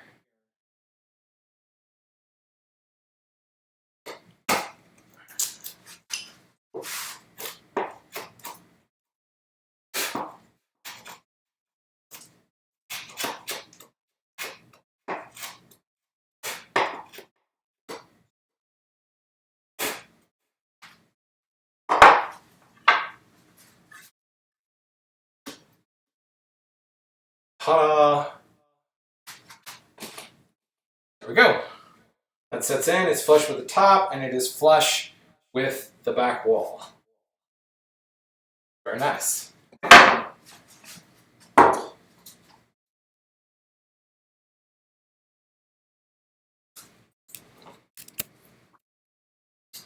So, what does that mean? That means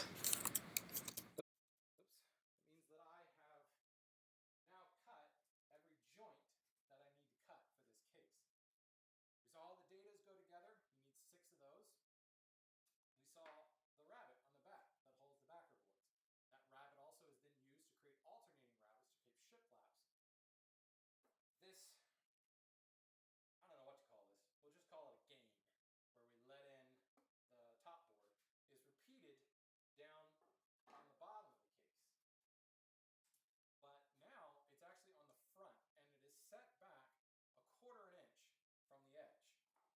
So I'll use my story stick again, lining the story stick up with, you guys can't see that. Lower third in the way. All I'll do is line up my story stick with the front edge of the case now. Move all my tools out of the way. And here,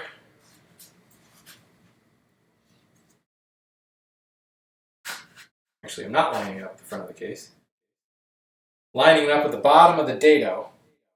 Now I can mark where the bottom of that board goes. I can take my kick plate, my kickboard,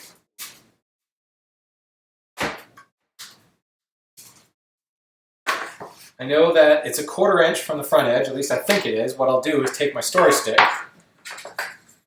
take my combo square, set the combo square off my story stick,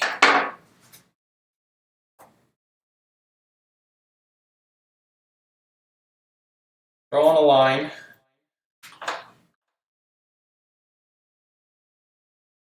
square line across.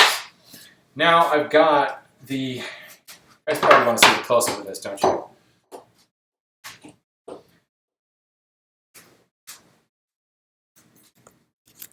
need a cameraman. That's what I need. They're cheap, right? They'll cost a lot. But there's plenty of cameramen out of work. So here, I've laid in the extents here. I just take my kickboard, line it up against all that.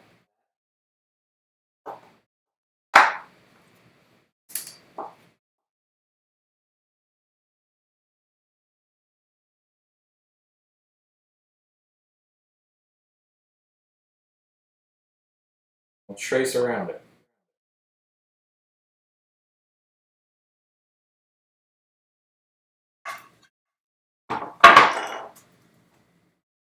Now this is a little bit different.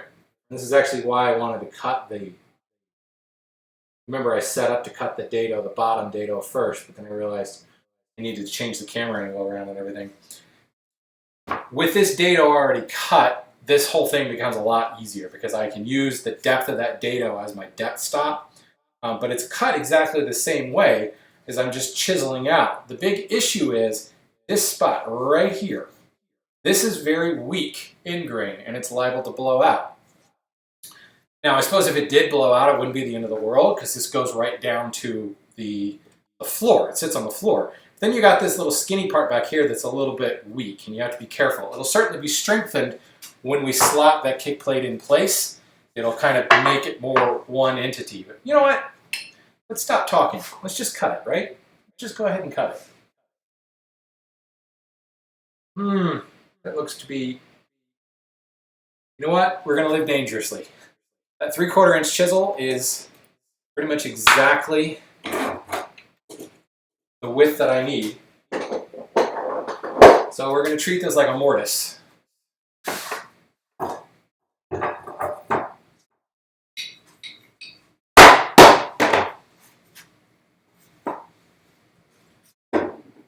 And a mortise, you want your chisel to be the same width, so we're not having to adjust anything.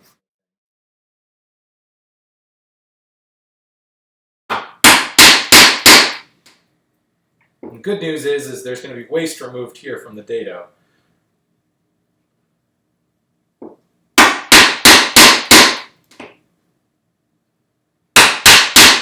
I have to be much more exacting in where I place my chisel. It's got to stay within the lines now.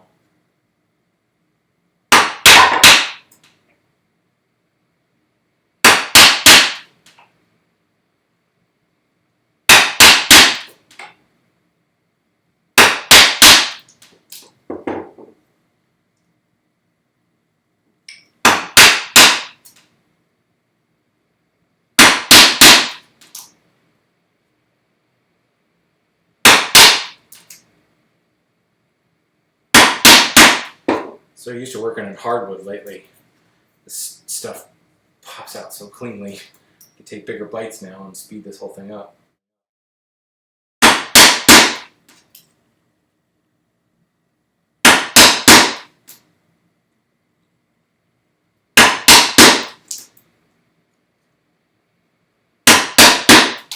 This will be a good spot for a router plane, actually. That will really help me get my final depth dialed in.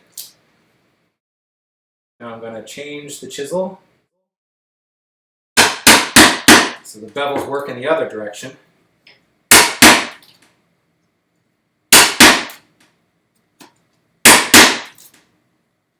Get out of there. You're in my way.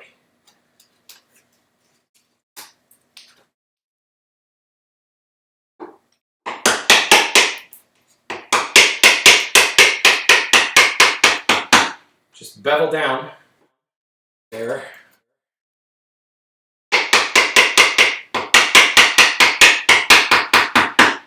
There's a poor man's router plane right there. A handle, a hand, and a chisel.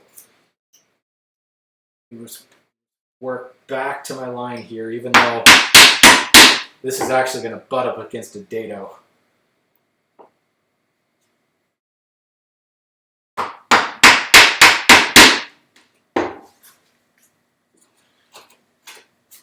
But if this were a mortise, this is how it would look.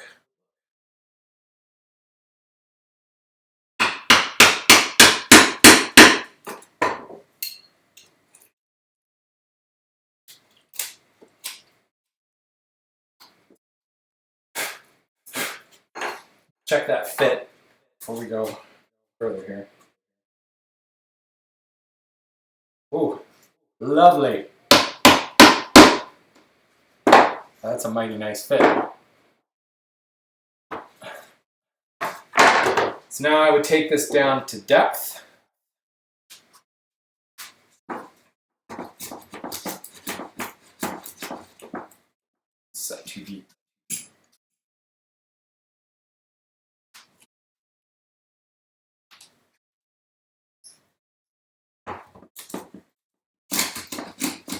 be careful as you come towards this end. Again, this is relatively fragile here.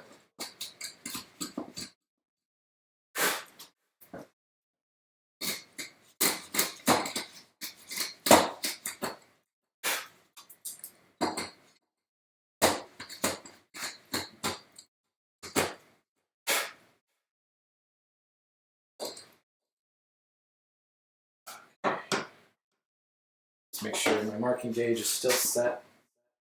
My marking gauge can be my depth stop here. Got a little bit of rock, so I'm not quite at depth.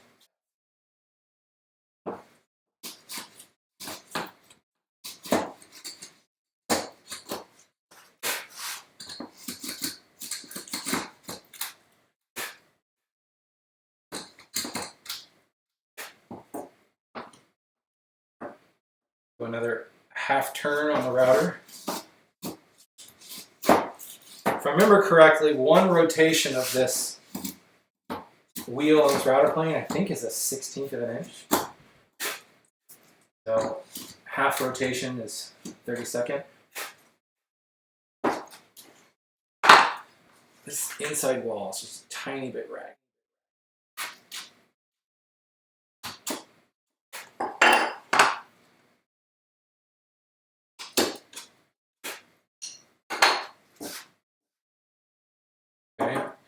Another half rotation on the router wheel.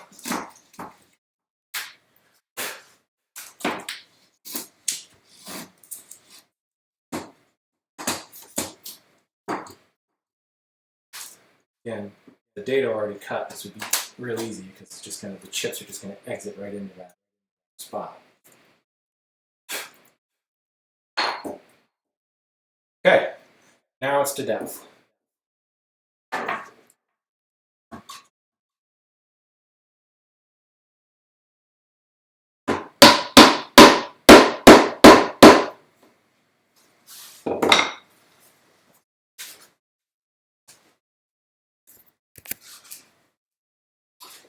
So the kick plate is in place.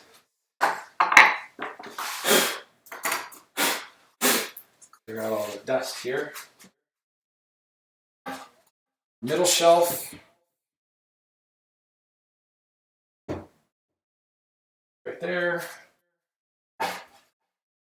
Top shelf. Just like our vodka. Here. Top rail goes right there. And the backer boards go in the rabbet in the back. And that's all she wrote. So, any questions? Sure, I missed some.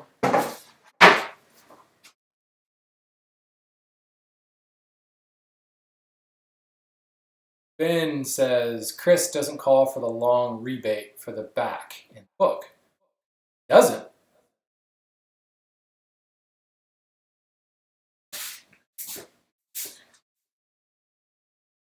Doesn't. Are we sure about that? I don't have the book near me, but...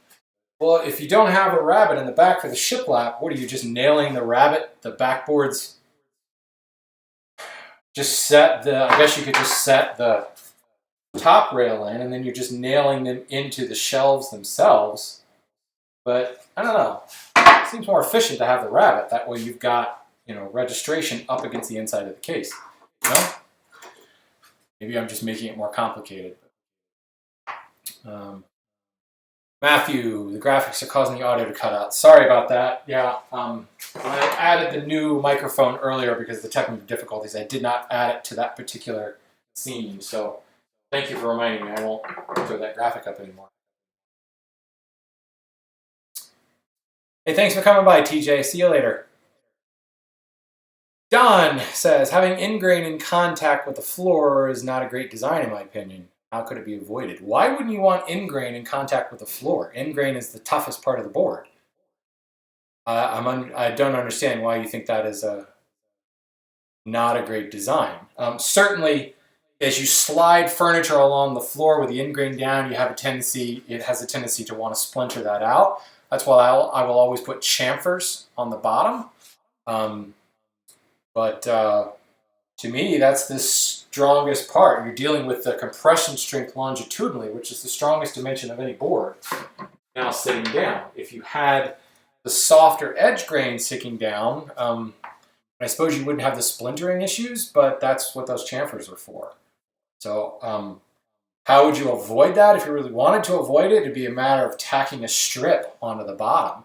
You certainly can't change the board, because then you've got to have a board that is, what, 47 inches wide in order to make this work, which I suppose that's what plywood's for. Don says it absorbs moisture. Yeah, sure, but it absorbs moisture through everything. You know, you have to think about where you're putting it. Are you going to be putting this in a damp basement? Then what I would probably do is you use a penetrating epoxy on the end grain. You could stick a runner on there if you wanted, but you know, if it's sitting in your house in a climate-controlled environment, you know, you could spill water right there on the floor, and yeah, it'll wick up that water, but I don't think it's going to cause any major problems. If you look at the design of furniture back millennia, end grain's down on the ground, because that's the toughest thing, and it just comes down to the fact that it's the board dimensions. You have to scab on a long grain piece in order to do that. You build the case the same way, and they put edge grain on the bottom to cover that up, because you just can't. You're not going to get boards that are 46 inches wide, 48 inches wide in order to make it run this way. Plus, you're going to have serious strength issues. The strength of the board is on the long grain. So if I rotate and put the edge grain down, now I'm dealing with the weak cross grain areas where, you know, this will snap in half. If I had a 48-inch wide board, I could snap it in half with just hand pressure because it's weak that way. The strength of the structure runs along here. So you put the end grain on the floor, in this case, the case side, the end grain goes on the floor to give you that strongest dimension. Moisture is going to happen. There's no way around that. If you're really worried about it, putting it into a damp area, then apply a finish that's going to protect that a little bit more, or as I said, add another piece to it. But I think you're worrying too much about that, frankly. Other than weight, this is from Jim. Other than weight, is there a reason for thin backboards? No, weight is primarily it. Weight, I mean, you could put 3/4 inch backboards in there. It wouldn't add that much weight to the case. But I also think that traditionally, not so much today because I can go to Home Depot and buy more boards, but traditionally it would have been a savings measure. Let's use as little, we don't want to use up a whole bunch of wood for a part that's really not going to be seen. So they would resaw boards, they would get as much out of it as possible. In my case, I just turned 1/4 inch of that material into sawdust. You know, I think it all comes down to weight, frankly. A big, thick. Well, the other capacity is if you've used a 3/4 inch backer board, you're sacrificing another 1/4 inch of shelf space here. So, Chris brings up the point that wood movement could be a problem if you rotated the sides. It couldn't.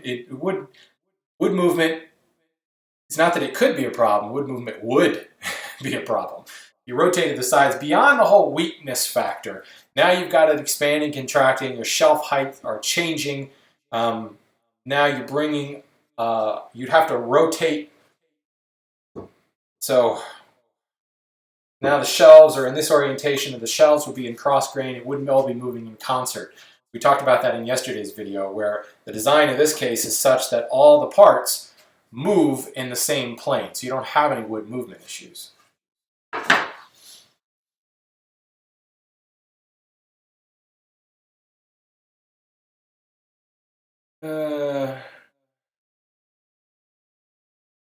Todd says, looking at my cabinet build that is sitting firmly on end grain, why would it absorb more on the ground than elevated? I think what, oh shoot, Don was the original asker? Yeah, I think what Don is referring to is if you had moisture on the ground itself, like if you're in a basement, you're sitting on concrete, concrete is going to, it's going to be damper or moist. So you're putting that end grain surface right against a damp surface that's going to wick up that moisture. So if you had flooding or any issues like that, it's going to wick up that moisture. If it's hanging on the wall, certainly your end grain is still exposed. You know, moisture in the air is going to go right through that end grain. Fact of the matter is, what you're talking about is like flood prevention. And that sucks. I mean, that's the extreme for any furniture, whether the edge grain or the end grain is down. I don't think you really have to worry about that.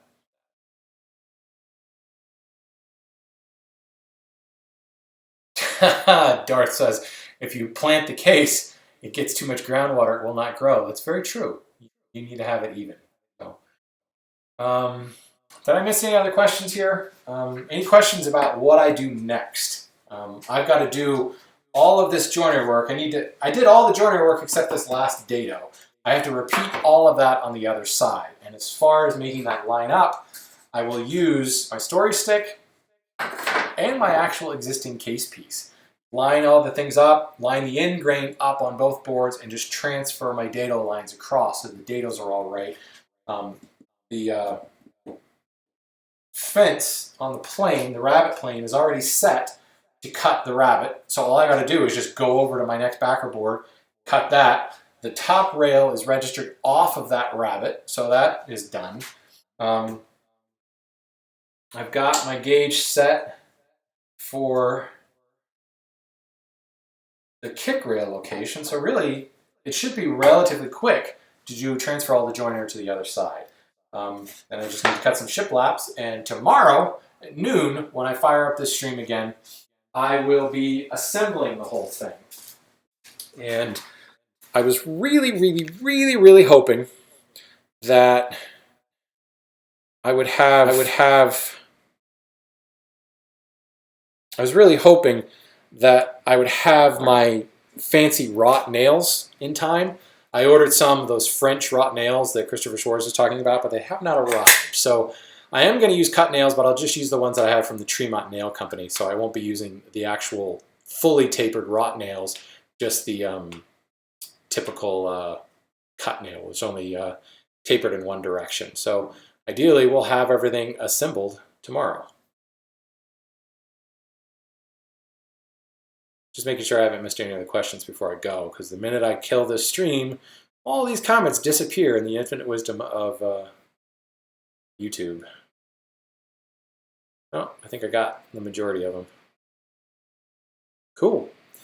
Well, hey, folks, I appreciate you coming out. I appreciate you hanging out with me. Oh, Dane, we're getting some feedback here on the back. Chris edge glued shiplap boards to the sides. Really? Huh. It just seems like you got registration issues now. Now you've got you're edge gluing in place with a rabbet. It slots right up against that wall and you're good to go. And you saw how long it took me to cut that rabbet.